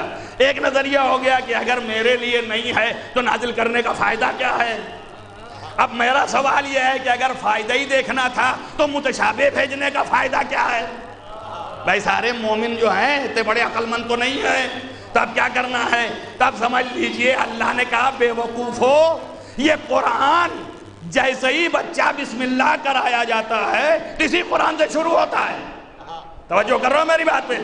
اور جو سب سے آخر میں آیت اللہ العظمہ بن کے نکلتا ہے وہ بھی اسی قرآن کی آخری ہی مرتبے پہ ہوتا ہے۔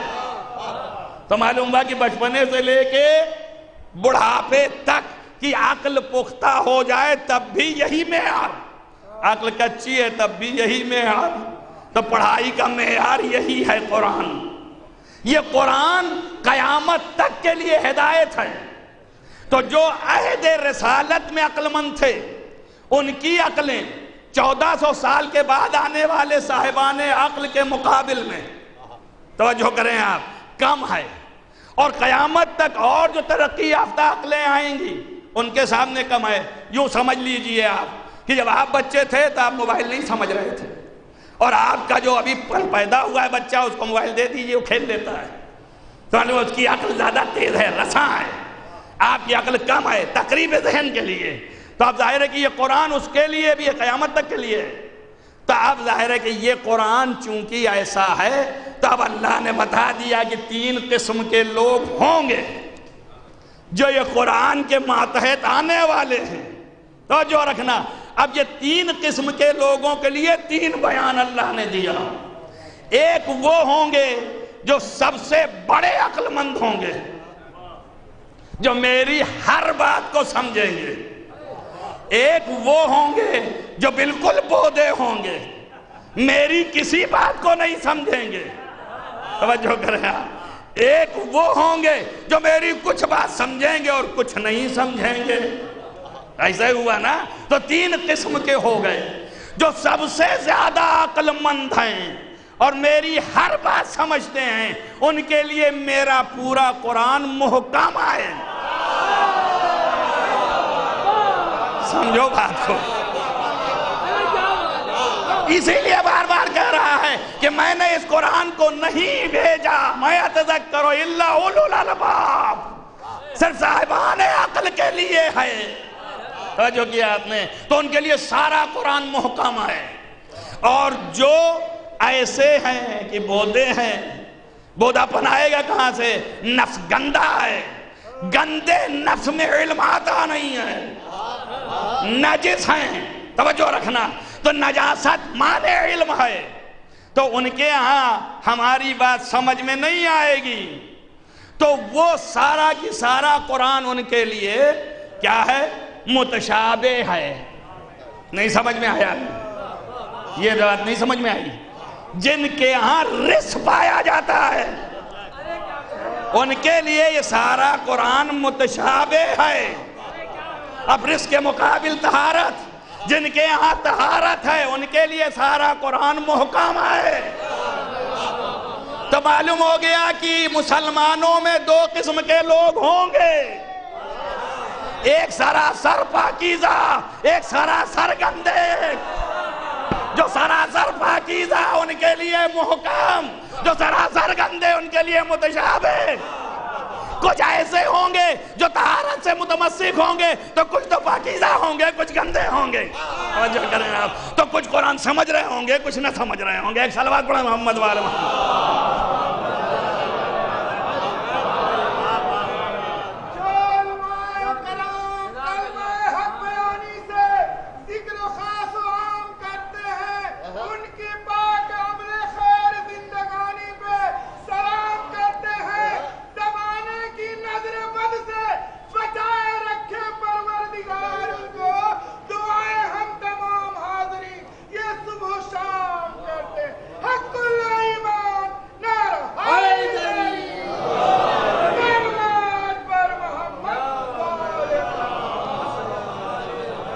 آپ نے ملاحظہ فرما لیا یہ ہے طریقہ. اب ظاہر ہے کہ ہم ان لوگوں میں ہیں کہ کچھ محکم ہے اور کچھ متشابہ ہے، اور ہم ہی ان لوگوں میں ہیں کہ ہم الفائزون. کیوں؟ اس لیے کہ ہم محکم سے متمسک ہیں. بات کو پھر سمجھیے گا میں کیا کہہ رہا ہوں. اگر تھوڑا سمجھ لیا ہوتا تو وہ لوگ جو کہ بالکل متشابہ ہیں، ظاہر ہے کہ ہم کچھ محکم جانتے ہیں اور کچھ متشابہ ہے، تو ہماری پرابلم جو ہے متشابہ کیوں ہے؟ اس لیے کہ رس ہم تک بھی آ جاتا ہے.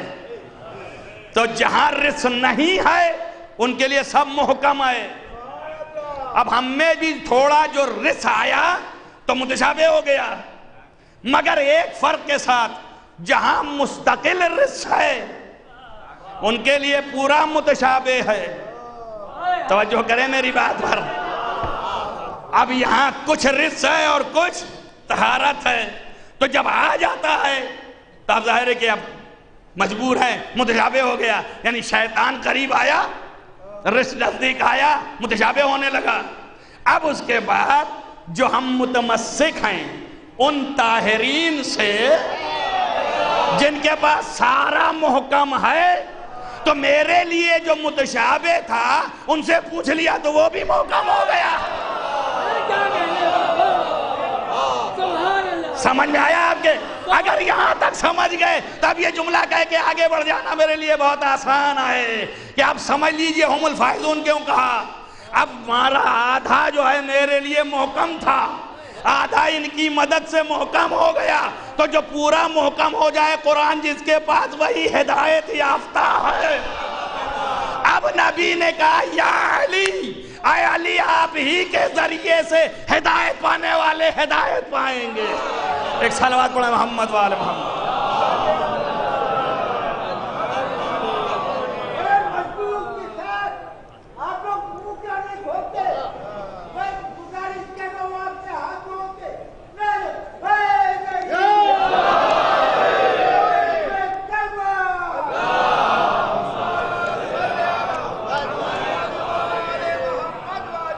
اس لیے آل محمد علیہ السلام نے ان تمام جگہوں پر قرآنی حکم کے مطابق جو مسئلہ اصل تھا، یہاں پر جہاں جہاں جب بھی انبیاء کے بعد اولیاء صاحب اختیار ہیں، آپ سوچئے ائمہ اپنے قوموں کے ائمہ امام، یہ تو صرف شکر ہے اللہ کا کہ ہمارے امام کبھی کسی سے ایک لفظ پوچھنے نہیں گئے. ہم ایسے کو فالو کر رہے ہیں، لیکن تمام فرق اسلامیہ کے ائمہ ہمیشہ آل محمد سے پوچھتے رہے.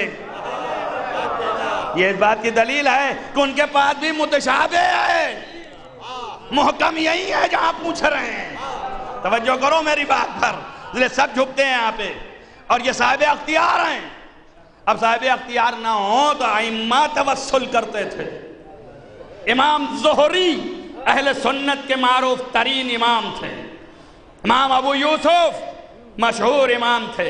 امام زہری کو جب کوئی مشکل ہوتی تھی تو دوڑ کے آن کے امام زین العابدین علیہ السلام سے کہتے تھے فرزند رسول، صلوات پڑھیں محمد والا،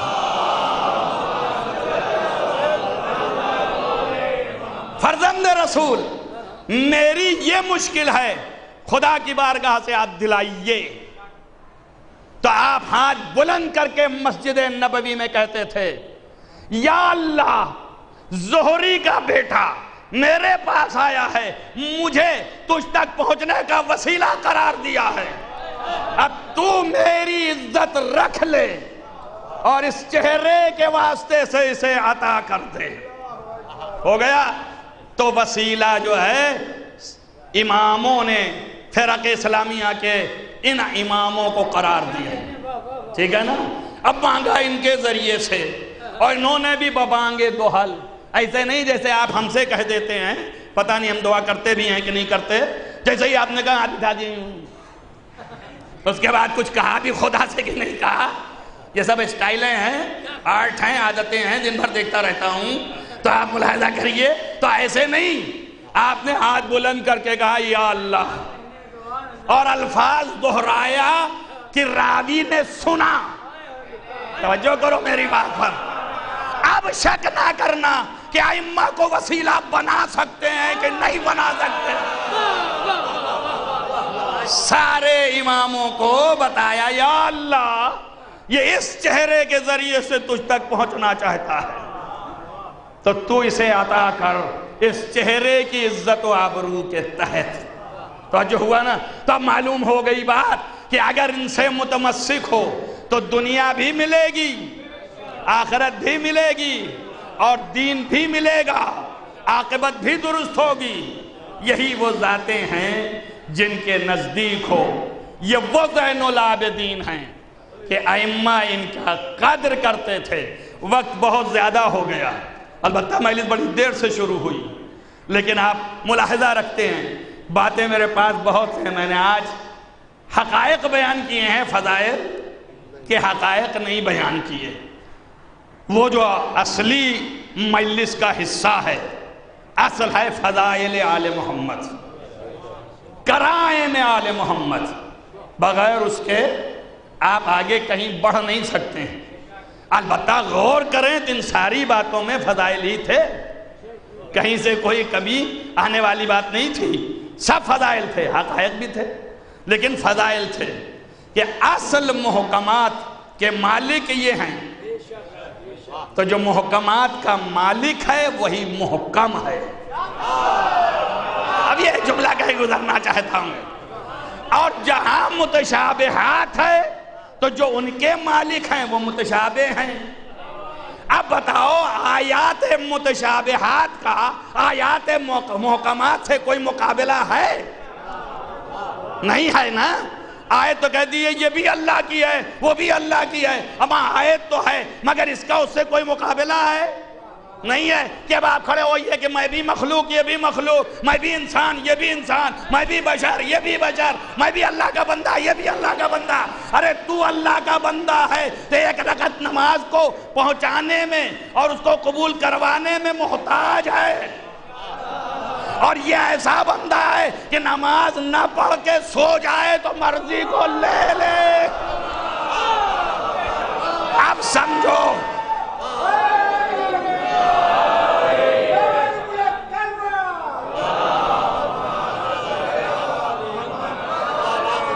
دونوں کی بندگی کا فرق سمجھو. یہ بندہ عمر بھر عبادت کرتا رہے, ایک رکعت بھی قبول کروانے کی صلاحیت نہیں رکھتا, اور یہ سو جائے تو مرضی ہاتھ میں ہے.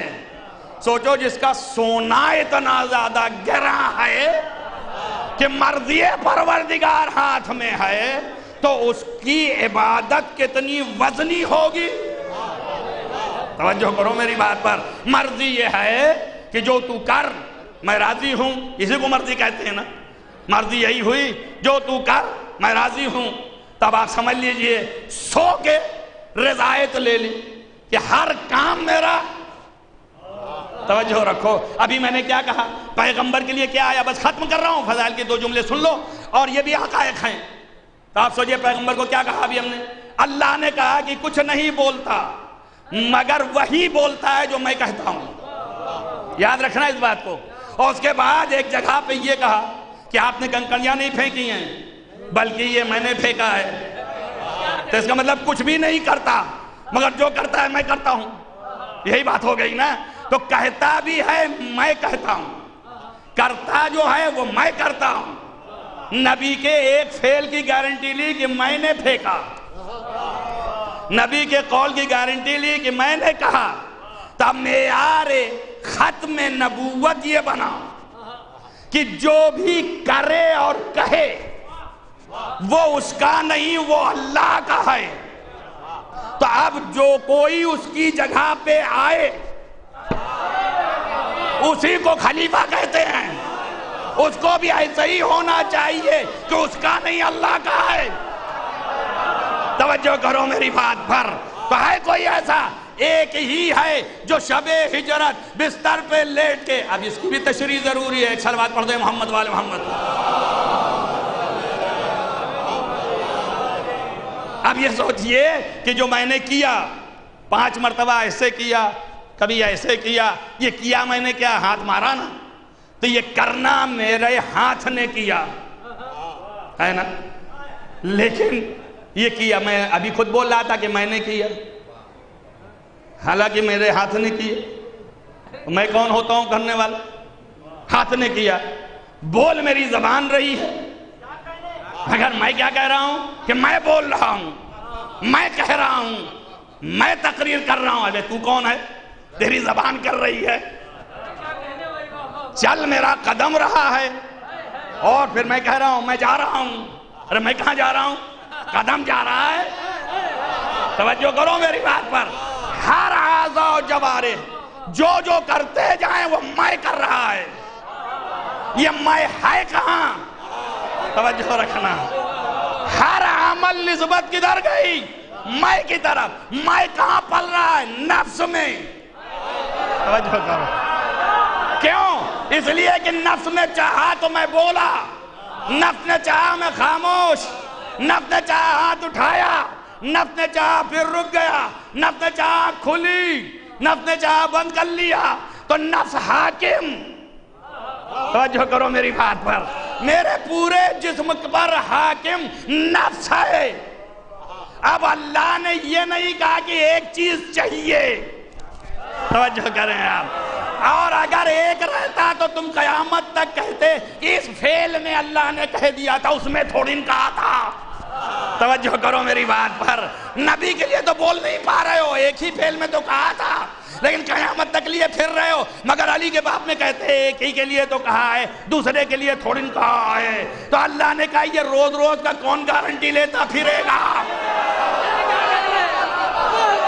ایک کی کون گارنٹی لیتا پھرے گا؟ اللہ نے کہا یہ نفسی میرا ہے. اب یہ جو کرے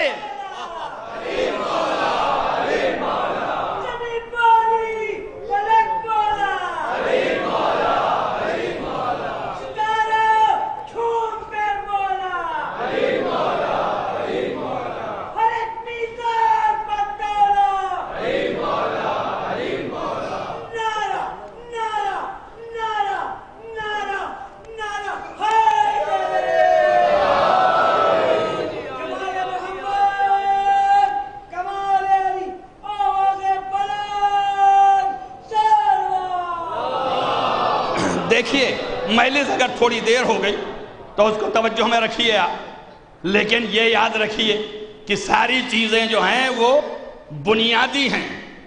اگر نفس پہ آپ کے نقش ہو گئیں تو انشاءاللہ تعالی آپ کو یہ جو آندھیاں بناوٹی چلتی ہیں یہ آپ کے نفسوں کو ادھر سے ادھر نہیں کریں گے. آپ کے جڑ پکڑ جائے گی، اعتقاد مضبوط ہو جائے گا. اللہ نے گارنٹی لے لی کہ نفس ہی میرا ہے. تو اب جو بھی کرتا جائے قیامت تک یہ نہیں کر رہا میں کر رہا ہوں. جو بھی بولتا جائے یہ نہیں بول رہا میں بول رہا ہوں. تو آپ بتائیے کوئی ہے نبی کا ایک فعل و قول کی گارنٹی لی اور علی کے نفس کی گارنٹی لے لی؟ اب جب نفس کو خرید لیا تو نفس کا خاصہ ہے چاہے نا. میں بات تمام کر دیتا، اس نے پڑھ کے مجھے آگے بڑھا دیا. نفس کا خاصہ ہے چاہے نا. چاہا تو بولا، نہیں چاہا تو نہیں بولا. چاہنے کو عربی میں کہتے ہیں مشیت. سمجھو میری بات، سمجھ میری بات کو. چاہنے کو عربی میں کہتے ہیں مشیت. سوئے تھے تو سو کر کے جو بیچا نفس، خریدا مرضی تو تمہاری نگاہ مرضی ہی تک ہے. بابا اپنی مشیت بیچ دی، اللہ کی مرضی لے لی. اب قرآن نے کہا ما تشاؤون الا ان یشاء اللہ. علی کو چاہتے ہی نہیں ہو، وہی چاہتے ہو جو خدا چاہتا ہے. صلوات محمد.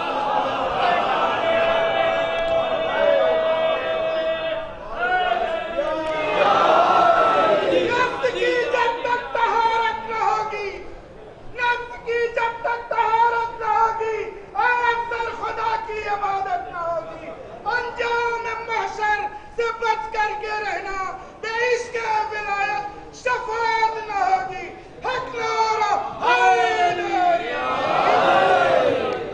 سمجھ میں آ گیا نا؟ یہ ہیں وہ ذاتیں، اور یہاں تک کوئی پہنچ نہیں سکتا۔ اب ظاہر ہے کہ مولا نے اسی لیے نہیں کہا ہے کہ آپ جو اوپر اوپر دیکھ رہے ہیں، یہ سارے دقائق پوشیدہ ہیں۔ تب کا لا یرقى الی الطیر، ہم تک طائر پرواز فکر بھی نہیں پہنچ سکتا۔ ہماری بلند جگہ ہے، تم بہت نیچے ہو۔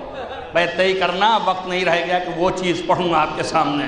میں طے دیکھنا، جتنا جو سمجھ میں آئے کہتے رہنا، بشر سے اوپر رکھنا، اللہ سے نیچے رکھنا، بس اس کے علاوہ تمہاری فکر میں کچھ نہیں۔ یہاں تک تم پہنچ نہیں سکتے، تمہارے افکار نہیں پہنچ سکتے ہیں۔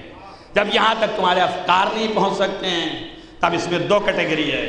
کچھ جو ہیں کمال سے شائفتہ ہو جاتے ہیں، کمال دیکھ کر کے محبت بڑھ جاتی ہے، اور کچھ جو ہیں وہ جل بھن کے راکھ ہو جاتے ہیں۔ جو جنتے بھنتے ہیں وہی حاسدین و مبغضین ہوتے ہیں۔ اب ہمارا مسئلہ ہے تو ہم ایک دوسرے کے ساتھ ایسے پیش آتے ہیں تو کچھ بھی نہیں، کسی نے وہ بنا لیا، زیادہ ہوا تو ایکشن اگر لیا تو جھگڑا ہوا، ہے نا؟ اور کسی نے تعریف کر دی تو خوش ہو گئے، بہت زیادہ خوش ہو گئے تو عطایا بھی ہو گیا۔ اس کے علاوہ اور کیا ہے؟ یہ ہمارے معاملات ہیں، لیکن نبی نے کہا تمہارے معاملات اور ہیں۔ تم ایک دوسرے سے بغض رکھتے ہو، حسد رکھتے ہو، مانتے ہو، محبت کرتے ہو، اپنی جگہ پہ ہے، کرنا نہیں چاہیے، محبت ہی کرنا چاہیے، حسد مت کرو، بغض مت رکھو، لیکن یہ تمہارا معاملہ ہے۔ توجہ رکھنا، تمہاری عاقبت صرف اس پر ہے، یہ تمہارے اعمال ہیں۔ مگر اگر علی سے ذرہ برابر منہ بنایا اور بغض رکھا اور حسد کیا تو یاد رکھو، حب علی ایمان، بغض علی کفر و نفاق۔ علی سے بغض کفر و نفاق ہے، یہ تمہارے اندر کا دین بتائے گا۔ لہذا یہاں پر آ کے حسد نہ کرو۔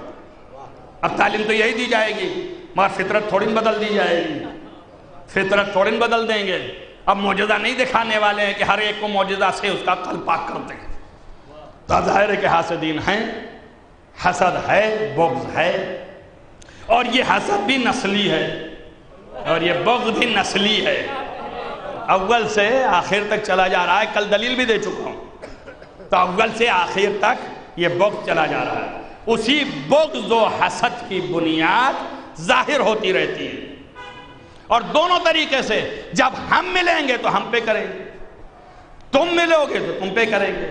اس لیے مولا نے فرمایا ناصبین کی پہچان، ناصبین انہی کو کہتے ہیں ان کے دل میں بغض ہوتا ہے، دشمن اہل بیت۔ ناصبین کی پہچان آپ نے بتایا دو ہے، جب ہم ملیں گے تو ہم سے بغض کریں گے مگر کچھ کر نہیں سکتے،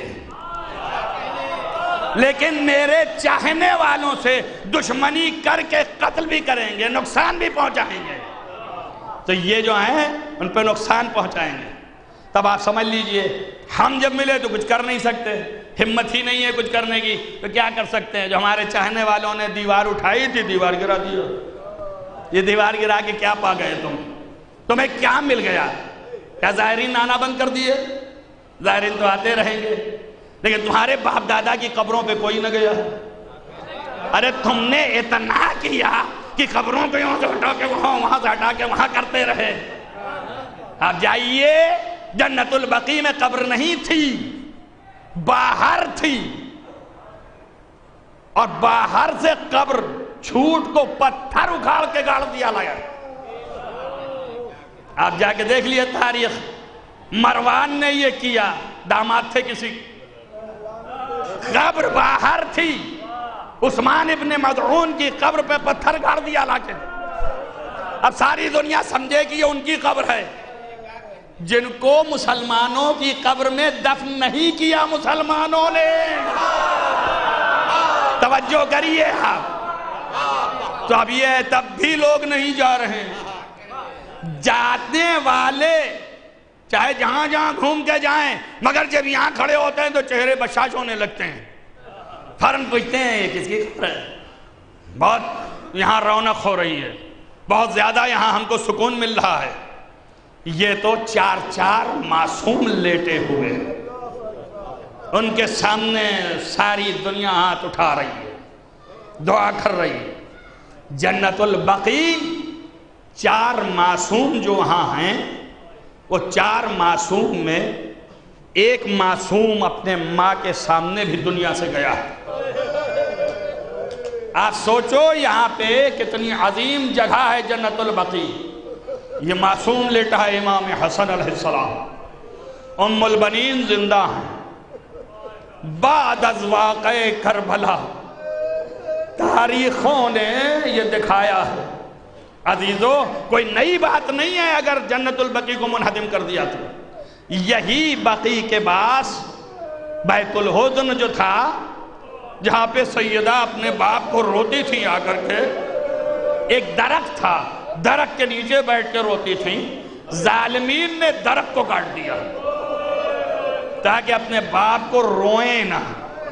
گھر میں روتی تھی تو کہلا بھیجا کہ ان سے کہو ایک وقت معین کریں رونے کا، یہ دن بھر اور رات بھر روئیں گی تو ہمارے کام میں حرج پڑتا ہے۔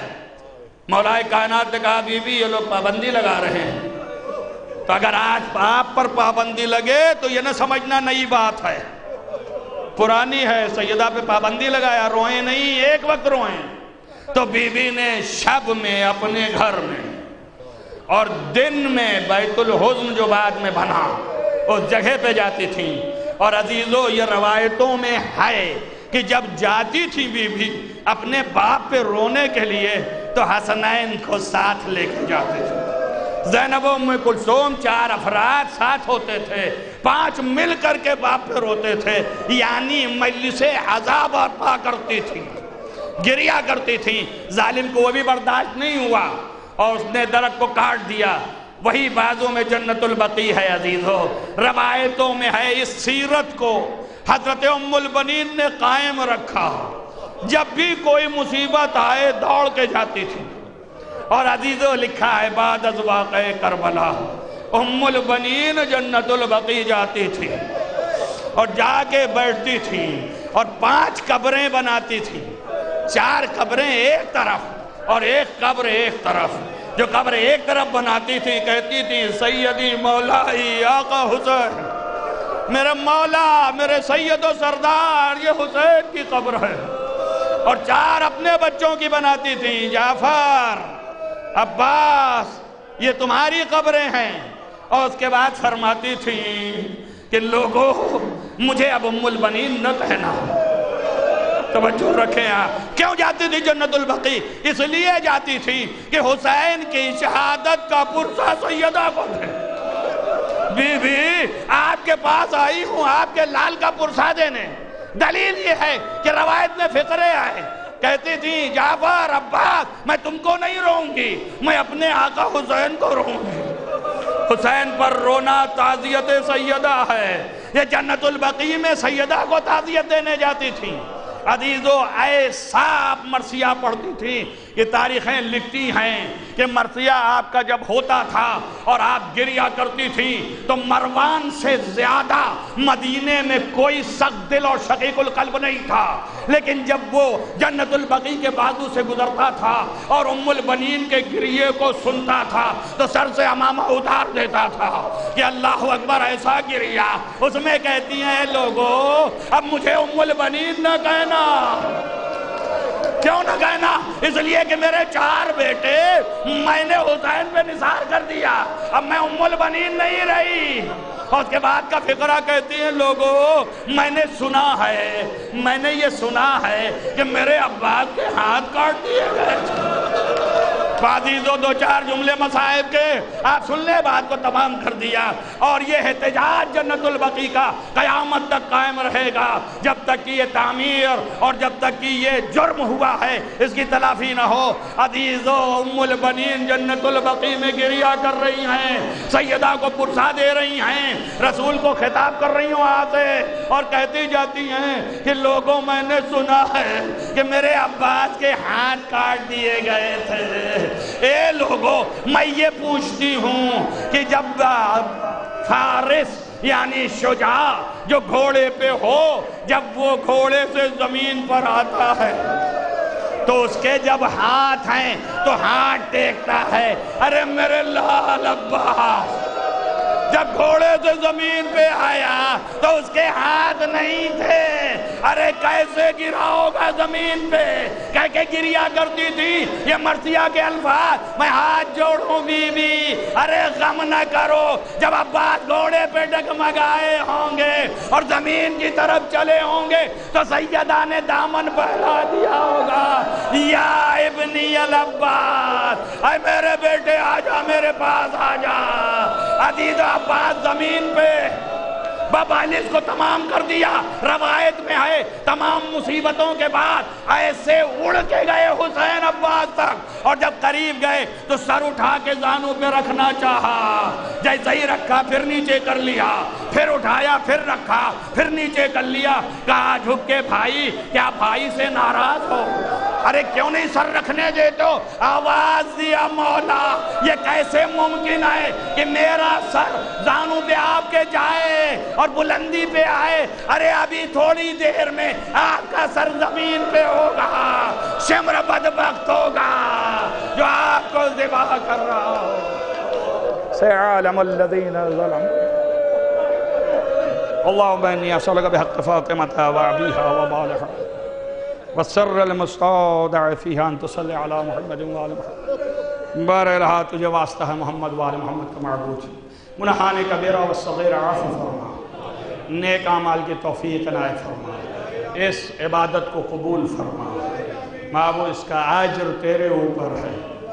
معبود تمام دنیا میں جہاں جہاں محبان آل محمد کا حفظ امان میں رکھ, روضہ مقدس کی حفاظت فرما. بارے رہا جن جن لوگوں نے دعاؤں کے لیے کہا ہے ان سب مریضوں کو شفائے عاجل و کامل عنایت فرما. معبود حضرت سیدہ کے واسطے سے مظہر صاحب جو مریض ہیں ان کو شفائے عاجل و کامل عنایت فرما. بارے رہا تجھے واسطہ ہے محمد والے محمد کا جن جن لوگوں نے خدمات انجام دی اور جو مجلسوں میں شریک ہوئے ان سب کے حوائج شرعیہ کو بر رہا. بالا ان لوگوں کی طول حیات عنایت فرما, جو حفظ و امان میں رکھ, صحت و سلامتی عنایت فرما, ظلم کا خاتمہ فرما, عدل کا قیام فرما.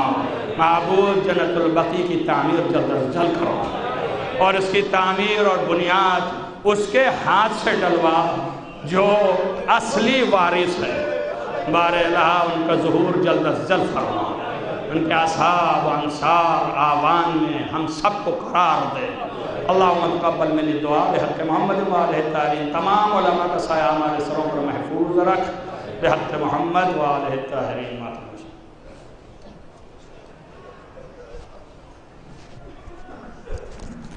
السلام علیکم یا اہل بیت النبوہ ومعنا الرسالہ. السلام علیکم یا ابا عبداللہ. السلام علیکم یا ابن رسول اللہ. السلام علی الحسین وعلی علی الحسین وعلی اولاد الحسین وعلى